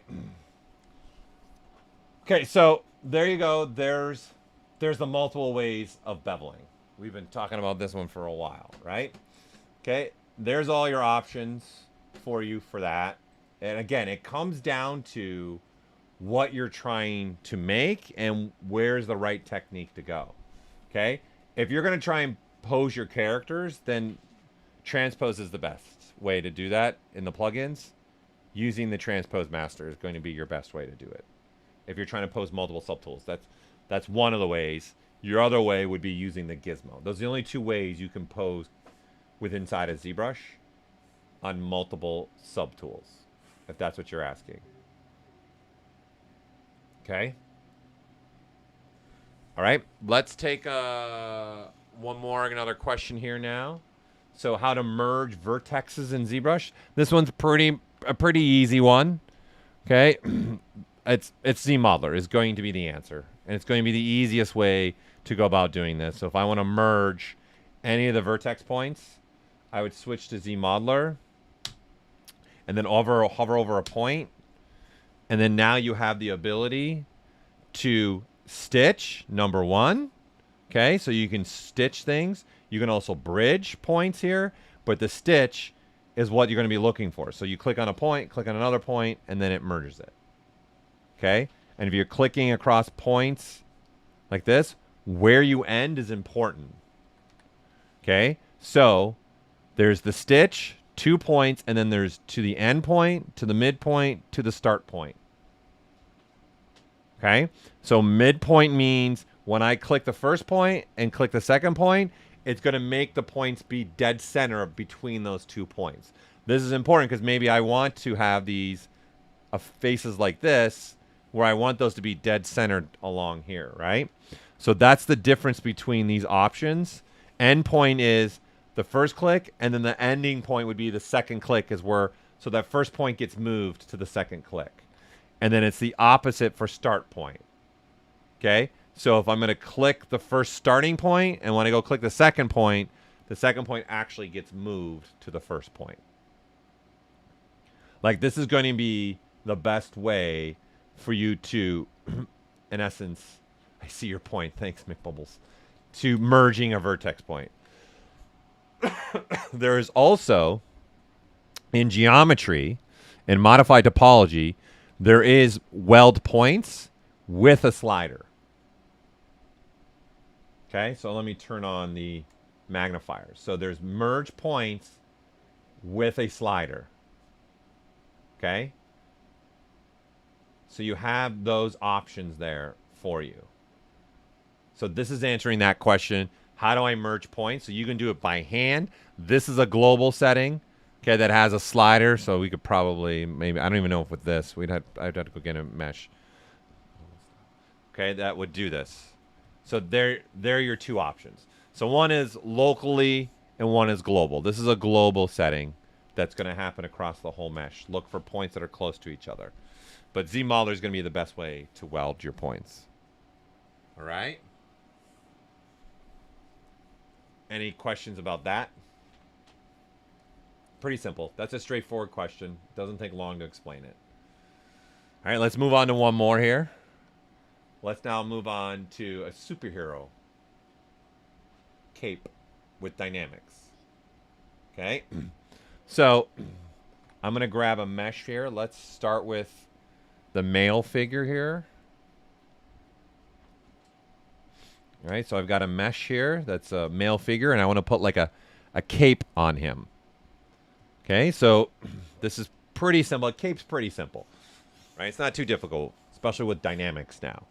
So I'm going to append a plane. Right, so I've got this plane now here. Right, and since it's a cape, it needs to drape down his back and maybe come a little bit forward towards the clavicles, right? I need to have that ability here. So I'm going to position this to be more in this position. And then now looking from above, I'm going to go right about there. In fact, I'm going to end up squishing this a little bit. Let's put it above here. All right? I'm going to make sure I have symmetry on. And I'm going to say, okay, I don't need those polygons. Okay, that's good. And I probably don't need those polygons. Let's go with something like that. And let's eliminate those as well. All right. So now I'm going to go to my modifying topology and do a delete hidden. Right. So now this is deleted. So in essence, I'm just getting a general shape here that would look like a cape. Right. Okay. And then now that I have this, I'm going to say, all right, I want to move this, obviously, to start going and seeing the model. So this is where the dynamic part comes in. First thing was making a mesh that could be used as a cape. Okay? And now I want the ability to have some dynamics. All right? So I'm going to come into dynamics now and say, all right, this mesh that I have selected is my important mesh to what I want dynamics to be ran on. Right? And everything else is in essence my driver of the collision happening. So I gotta tell ZBrush to look for a collision volume, i.e. that collision volume are the other subtools. Right? So if I hit this button, it's now found the other subtools. In this case, it's just him. Okay? So if I now just go to dynamics and I run simulation, whoa, it's so fast, right? You can see the cape is kind of going there, right? So number one, for this particular mesh, the cape's too fast, right? So that's the gravity strength. So I would start playing with this. Let's drop this a little bit so it's a little bit slower. So you can see that's starting to drape on his shoulders, okay? One thing that I want now is to control this gap right here. I want to get that a little bit more tight to his body. So I'm going to undo what I just did. And to do that, I'm going to recalculate the inflation. So I'm going to drop this inflation to 0.1 instead of 1. And that recalibrates or recalculates the volume again. Right? And then now if I hit run simulation, you can see it's sitting almost right on him now.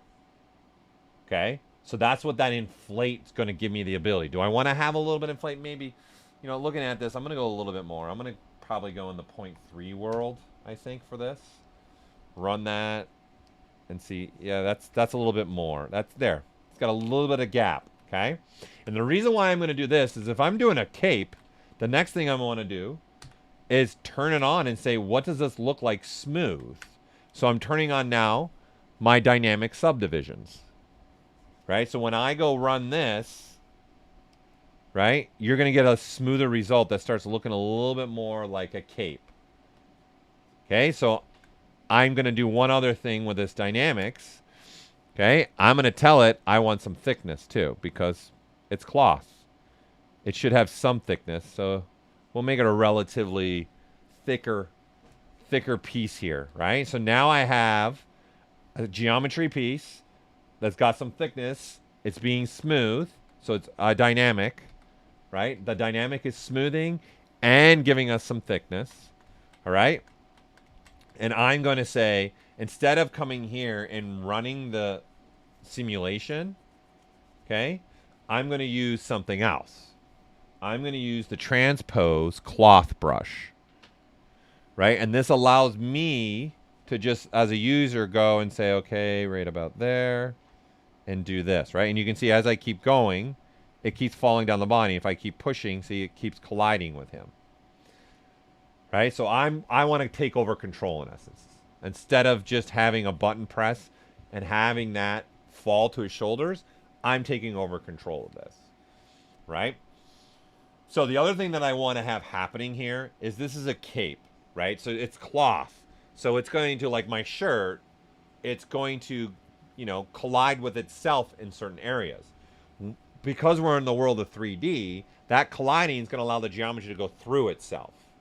Right? Kind of creating like what we call a bow geometry, where we've got parallel faces and then they cross over and then they cross back over again and then they're parallel, right? That's called, it's a bow. Like I'm making a bow geometry. I don't want that to happen. So in dynamics, I want to have some self collision on.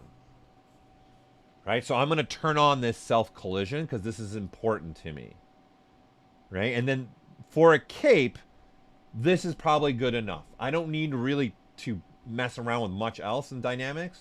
I think having some self-collision, number one, changing the gravity so it's just not as strong and crazy, and then the inflate would be the other. So those would be the three things that I would do here. Okay, and then now I would say, let's start colliding this. Okay, boom, there. It came in contact with the shoulders. Well, I need this to stay on his shoulders, right? So now I'm going to mask off that portion of on the top here and continue pulling.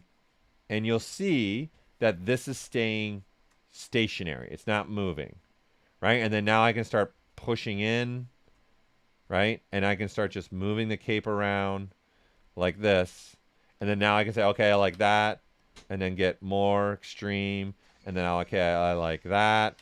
And then now doing this, right? So I can control this in steps, right? And then the cape is also being collided with the floor, right? Because the collision state is also happening with floor collision.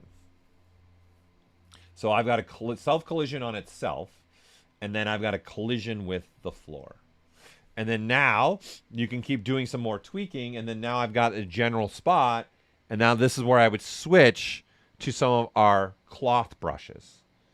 So like I keep it simple, maybe switching to cloth nudge or cloth move. So I can go to a little bit cloth move, and then maybe go with a little bit larger brush size and just start pushing this in and saying, this need to move. So it's still going to collide with the body and itself. So I can start creating a more and go now a little bit smaller, a little bit smaller. Like do it in stages, people. Don't try to do so much so fast sometimes. It's going to get, you're going to get a better result if you just kind of go in stages, right? So then this is where the cape would connect into something else on his on his suit, right? And then now you just start reshaping. And then this is probably where I'd come out of symmetry mode and then just start, you know, messing with this a little bit. And if you like what this is, you mask it off. And then now you can start playing with this. If you want to get a little bit more crazy, right, with the movement, then the cloth hook is a good one. This is really going to push this around. I'm going to turn off Sculptris Pro so you can see really add some drapery this way too, right? So maybe instead of a cape like this, I wanted to, like it was flowing a little bit in the wind more. Okay, and you can see I can stretch this, right, out. Okay, what can help you get back that general shape? There's a couple things, because I'm sure when you guys have used this, when you're stretching, you're also stretching out the shape a lot. So let's go all the way back to the beginning. Okay, one thing that I would also do a lot is store a morph target. This is now remembering the length or the size of this. So when I start to drape this down, right? So let's start draping down, and then I mask this off, and I start doing this. You see that the cape isn't getting longer. See the difference? See when I start bringing this in, see? See, this one's now not even reaching the ground. We don't allow the stretching now as much of the topology. It kind of, there's only so much it can do, right? The other thing that's going to help with this is in dynamics, this top slider. The higher you put this simulation iterations, the more ZBrush is going to rerunning the code that's doing the simulation more often, which will make this plane, in essence, shift back to its normal size. So if I up this a lot more, this is also going to be snapping this back into shape. So as I'm moving this around, especially doing what we're doing right now, right? Something like this. And then don't hesitate to rotate, you know, and do stuff like that too. And then blur it and then rotate some more. And then now maybe that's where I want that part to be. And then now I switch to that cloth hook brush, right? And then see this now? See the cape's not out of hand. So you see that? See, I'm pulling and see the cape comes back to a relatively good shape, because I'm using morph target along with my iterations, right? So if I drop my iterations back down, I'm going to be able to stretch it a little bit more. See? So this is key for trying to do something like this. Having an understanding that you're able to do this is important to understand these settings. 'Cause I don't know what cape, maybe you're doing like a Superman that's floating in air. Like one of my favorite ever comic book scenes is when he's in front of the army in the desert and he's just floating there. I love that. And his cape should be moving in the wind. Okay? All right, there you go. This is making a cape and then having some of those controls with you. Did you just smooth the simulated? How smooth works? Is there a smooth? Yeah, there is a smoothing brush specifically for cloth. Absolutely. So there is a smoothing brush for cloth right here. Oh, the words are, let me turn this off. Brush. Let's see, can you see it now? Let's see. It is right a layer. Okay. Using symmetry in a posed character, the only thing you can do for that is the character itself, the geometry must be symmetrical. And then you have the ability in the transform, use posable symmetry. Right, so if I was to, let's switch to, no. Let's do this. Let's switch to rotate. Let's turn this off and give me this, my little bony structure really quickly, and do something like this, right? And then move the bone again, and we'll rotate this way. In fact, let's also rotate like this, maybe something like that. And let's rotate the wrist a little bit. Something like that. Okay, so this, right? As you can see, it's still symmetrical, right? So this is what posable symmetry can do for you. But the mesh itself has to be symmetrical. The actual geometry, not the sculpt, the geometry. Okay? So this hand, even if I was to turn off symmetry and we go back to this, unless here we can get a little bit more extreme with this. Right? And then like move the, oh, that's really extreme. Let's at least position this a lot better. Let's make it act like an actual bone. So for this, I like to look at this as like a bone inside the model. So I try to position that a little bit better. Oh, and then I'm also sitting on transpose cloth right now. We want just transpose. Right? Yes. Right? Go kind of extreme with that. So now that I turn symmetry on, you can see if I switch to sculpting brush, I'm getting symmetry on the palms of the hands still. Okay? Does that help? All right. That's really the only way to do symmetry on something that's already posed. Okay?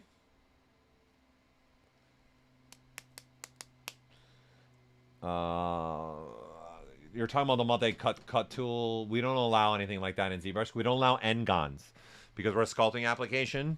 N-gons are not something you can sculpt on. So there's no way to multi-cut like that because it's going to create an n-gon for you. So if you're trying to ask that question where you're trying to go across a surface and slicing through, there is slicing in ZBrush for sure. Now, the ZModeler now has the ability to slice, right? So if we delete this, I can actually slice by all faces, edges. So you can do now a slice mesh by edge, slice mesh by face, and slice mesh by point. So now I can click here and come all the way down here, and it would slice across, right? Click here to here. And then I can just keep this process going. And then when I'm done, tap the space bar and I can start somewhere else. So you can do it by edge. Okay, you can do it by face. I can click a face, slice across, or you can do it by point. So I can go from this point to this point as well and slice across. But you can see it's going to always create triangles. ZBrush does not allow n-gons. Okay? Hopefully that answers that question. I don't know, your name was, I don't think, 249L5040. That's the only thing you're going to be able to do, which I see Dice K is already. Okay, and Raineem, you're asking, is it possible to learn ZBrush as a non-artistic person? Sure. There are plenty of people that I know over the years. You know, I've been using ZBrush now for 17, 18 years. And I've been helping develop it for 13 plus years. I've seen plenty of people that are non-artistic people. Like, I know some, like, I got a guy that's a dentist, but then he's using ZBrush to make jewelry, and he's picked up ZBrush to just do that for his passion of just making some custom jewelry pieces. So that's also good. You know, people like that, 100%. We got people that are that are clinically blind here in Los Angeles, the Braille Institute, using ZBrush to sculpt things. It's, yeah, you don't have to be an artistic person to pick it up and start going. So what I'd recommend for you is jump into ZBrush Core Mini. It's free. Like, get in there and just start getting the feel of sculpting digitally on your computer, and then work your way up to what I'm playing in right now, which is ZBrush, which is the main product, the high product, okay? Any way to do something like Velcro in ZBrush? Do you mean just making something that looks like Velcro? Is that what you're asking? Is that what you're asking? Is making something that just looks like Velcro?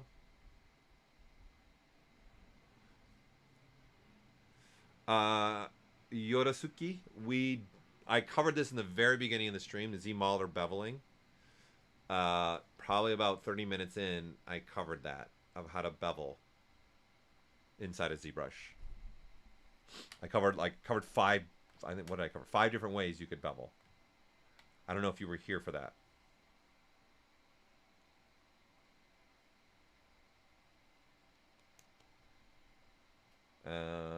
Okay, so if you're asking about making Velcro, there's a lot of ways to go about that. I'd make one piece that looks like Velcro and then just repeat it along a curve. So I'd probably make some kind of, I would need to go research Velcro real quick to just, okay, you'll rewatch? Okay. I would need to go research, obviously, to make something. I would want to make some kind of mesh. Like, if I look at Velcro, it's got, you know, a little looping and a little furry part, and then there's the rough part. I would need to go really look at this, but to give you an idea here, let's just say we got something like this. Okay, and then I say make polymesh, excuse me, sorry. And then come in here, let's do this. Let's do something like that. Brush Z modeler. And then, whoops. Let's go ahead and delete flat island. Bing, bing. Right? And then I'm going to go edge, bridge, 2 holes. Let's do arcs. Click here, click here. Give me something. I don't want a lot of apology, just a little. And in fact, actually, let's spice it up a little bit. Let's even rotate this one, and let's size it down a little bit too. And then now let's click that first edge, click that second edge. Just give me something just a little bit different. Say something like this. Oops. Wrong picture. Okay, now I got something like that. Let's just say. All right, now let me move it around a little bit with infinite depth. Go with a big brush size. And in fact, let's just make it, let's go a little bit. This is huge. Let's size this down. This is ginormous right now. Let's make this a lot smaller. We don't need it this big. Okay, there we go. Just give myself a little bit easierness to control this a little bit more. Alright, let's just say something like this. Great. Love it. Okay. So now I'm going to look from above on this. Right? And then I'm going to say brush. And I'm going to just do it from up here so it's easier for you guys to see. Brush, create. And then I'm going to say create insert mesh. I'm going to say new. Then I'm going to go back to create. And I say create nano mesh. And now I got that nano mesh. Okay. Okay. And then now I got this piece, right, that's drawing out like this. So what I'm going to do is grab a cube. Whoops. I do not want to load. Sorry. Bing. Okay, I want to make this a poly mesh, and then again, I'm going to use this cube here, and I would say it needs to be a strip. So I don't need, you know what, I don't even need all this topology. Let's just first make it look kind of like a strip, and I don't need it this thick. Something like that's probably enough. Okay. Size it up a little bit more so you guys can see. Let's go ahead and insert some edge loops. So let's alternate the poly grouping, I guess. And the lines are not on, alright, and then give myself a little bit more topology. Okay, that's enough. Okay, and now this brush, right, the insert nano, it's going to go on one face like this, right? And then the beauty of nano is it's adjustable, right? So even after the fact, I'm going to be able to come here and adjust this. And one thing I'm going to tell ZBrush is I want these little things. I'm going to say brush, okay? And I'm going to say instead of one polygon, let's do flat island. Okay, and then when I draw out, you're going to see I get all these across all of them. And then I can change the rotations, but then I can also have the rotations have a variation, which it should. And I'd say let's put a little bit of rotation here and a little bit of variation there. And let's put a little bit of X rotation, not a lot, and have some variation there. Okay, the offset and the Z, I'm going to bring them up a little bit more. Right? And then now, I'm starting to get closer and closer here. I'm going to come over here and just do random. And let ZBrush randomly create, which would be like that rough part of a Velcro.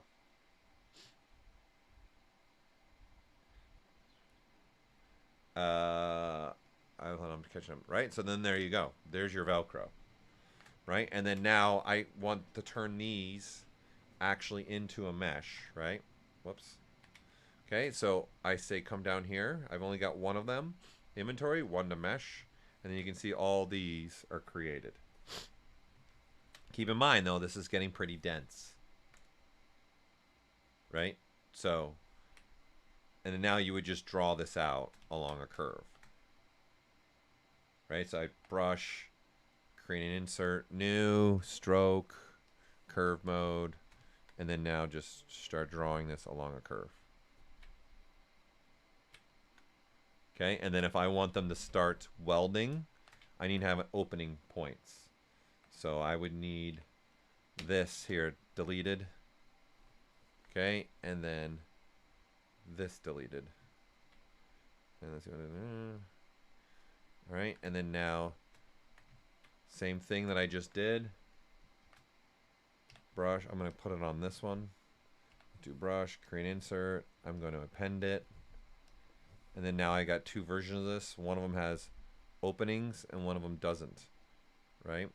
And then now I can tell it in the brush palette to weld my points, and I'm going to add a lot of resolution to the curve. And then there you go. So now this is a brush that's like a repeating Velcro looking thing. At least the best that I can on the fly without looking at Velcro closely. Okay? Hold on, I see the chat going on. What is... Oh, okay, so Farm Boy, you got answered by Dice K. Okay. Did Farm Boy's question get answered, Dice K? Let's see.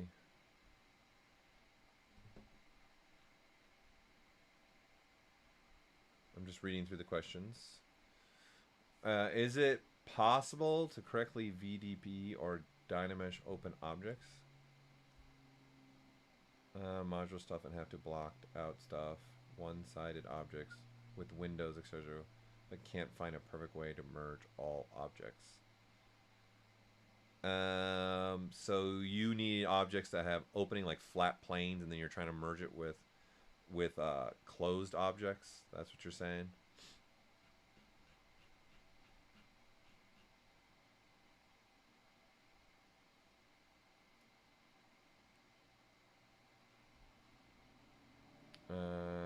Question: if there's a setting related to Gizmo 3D duplicate, and automatically split into without any additional action. Important skills for getting hired. That's a good question. It really comes down to your sculpts, in all honesty, right? Number one, that's the first thing anybody's going to look at that's trying to hire somebody's. What do your sculpts look like?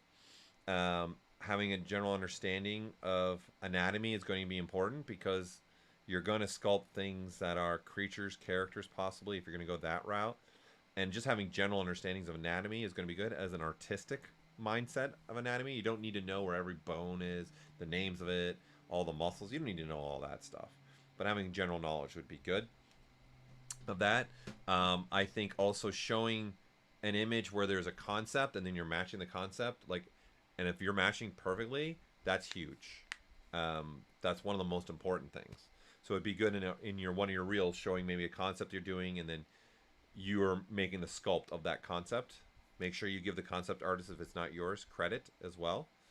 Those are great. And then obviously it comes down to speed as well.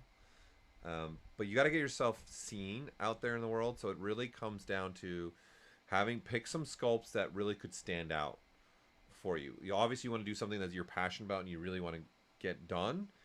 But don't just pick something just to do something. Like pick something you're like, oh, this is going to be fun. I can't wait to sculpt this. You're going to be more engaged and more passionate with it, which then the end result's going to be a lot better. And then don't sell rendering short. Worst case scenario, at least render something, at least grayscale that's nice and you can really see the sculpt. If you're not going to do any of the coloring, painting, that's fine. But don't just throw up screenshots. Okay, if you're trying to do something where you're trying to get hired.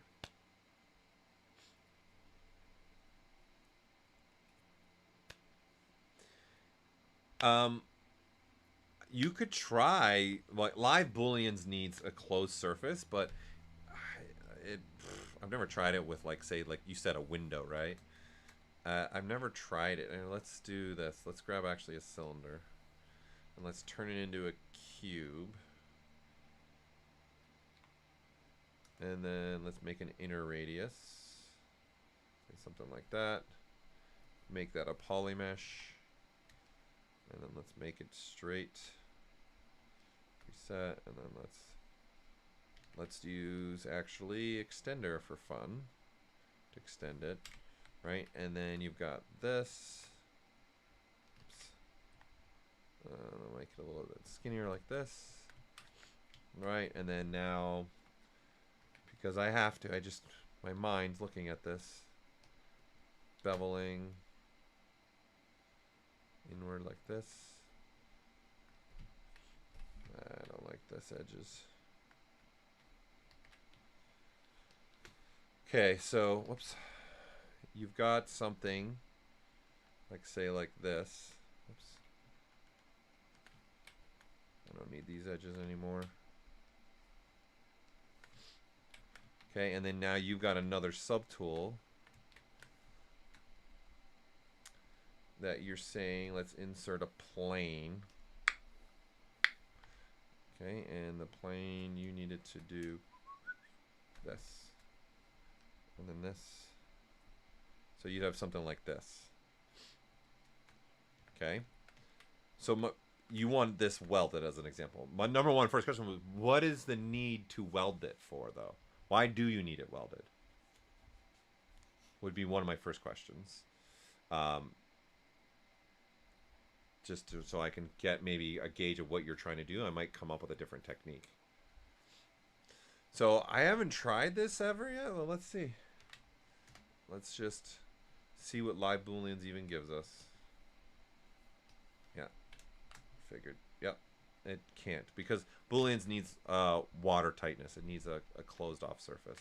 Dynamesh is not going to work either for you for this. It is a challenging question for sure, but this is what you're trying to do in essence, I would assume. So you could add, I would just add a little bit of thickness to that plane, barely any thickness, and then live booleans would work fine for you. But there is no way to just take flat plane pieces and pieces that aren't flat plane, volume pieces, and have it all weld.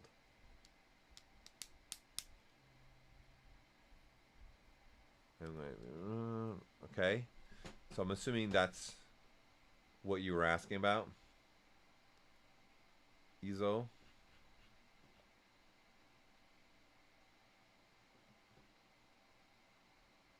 With that west, that's kind of why I was asking why you're looking to have a flat plane welded with a closed surface.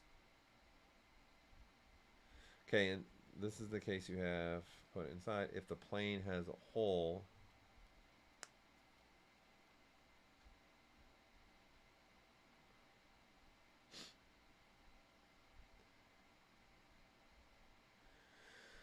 hold on, I'm trying to read the question here. This is the case you have put inside. If the plane has a hole too, almost like a wall, but merge different window frames. The only thing you could do is you could use ZModeler. Like that's going to be probably the best way to do this. And you were saying even if this has a hole in it, right? And if I do a delete hidden, right? If I match up the edge loops to this edge loops at least, you could do the welding points would be the way, but you're gonna have to do that one vertex point at a time. There's no one button that's just gonna weld the flat planes with a solid surface. If you want, if you would, the best thing would be to do is send in a ticket to our support, and you can ask for me, and that way we can have a better dialogue back and forth. You can share videos with me. You can share models with me. That way I can see, instead of me just making something up and trying to make it happen. That would probably be the best way for us to be able to go back and forth a lot too. Augusto, no, I haven't done a lot of video gaming characters and props myself personally, but I've gone in and out of a lot of video game studios and even helped build pipelines at a lot of gaming studios. So Dice Case sharing the support. All right, so I don't know, did I miss anything? Those are all the questions I had today that were geared up, that were set up based upon, again, I'm taking questions from our Twitter feed, which is the hashtag AskZBrush. So again, hashtag AskZBrush. In all fairness, too, I am taking stuff from support, too, that I feel is just very important for all of you to have an understanding and look at it. So that is also a good way to ask us questions, and that's what I've been doing with this. Okay? So, great that you're sending a file. That would be a really helpful for us. So, if you got any last-minute question, I'm going to be ending this stream here in a second here, but if there's anything that I missed that didn't get answered that I can answer in a relative time, throw it up there now. And I will make sure to answer. I'm just going through the questions right now and seeing if I missed something that I could answer.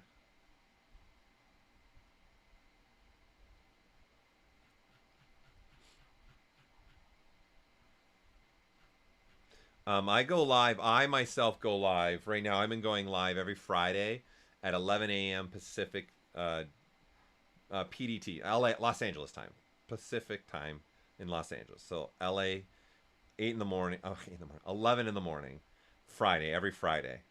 So we have a schedule though.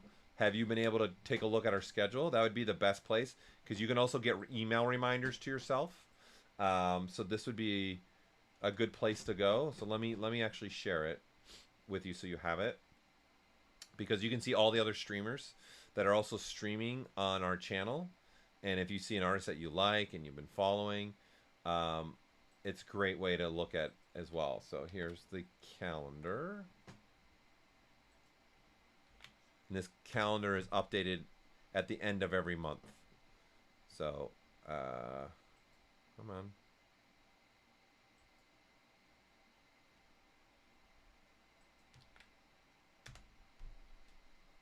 Hold on, it's not. Okay.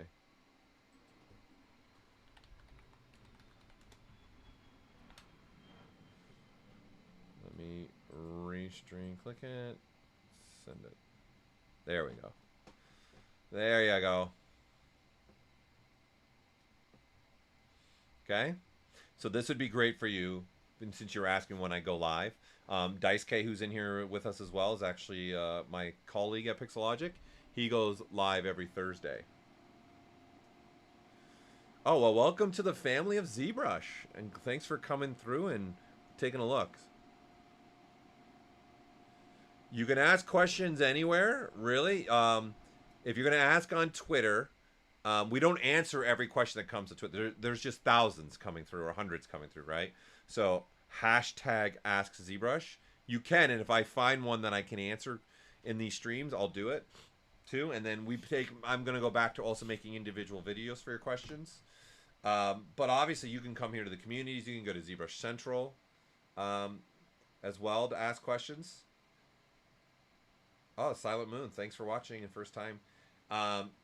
So Yodasuki, so you could go that route, or you can go to support too. If there's something really pressing that you just want to understand and know, you can send in a support, and we will send you links or something like that. Support's more for, hey, I have an issue with my installation or something like that, or you ran into maybe an issue or stuff like that, or you want to make a feature request.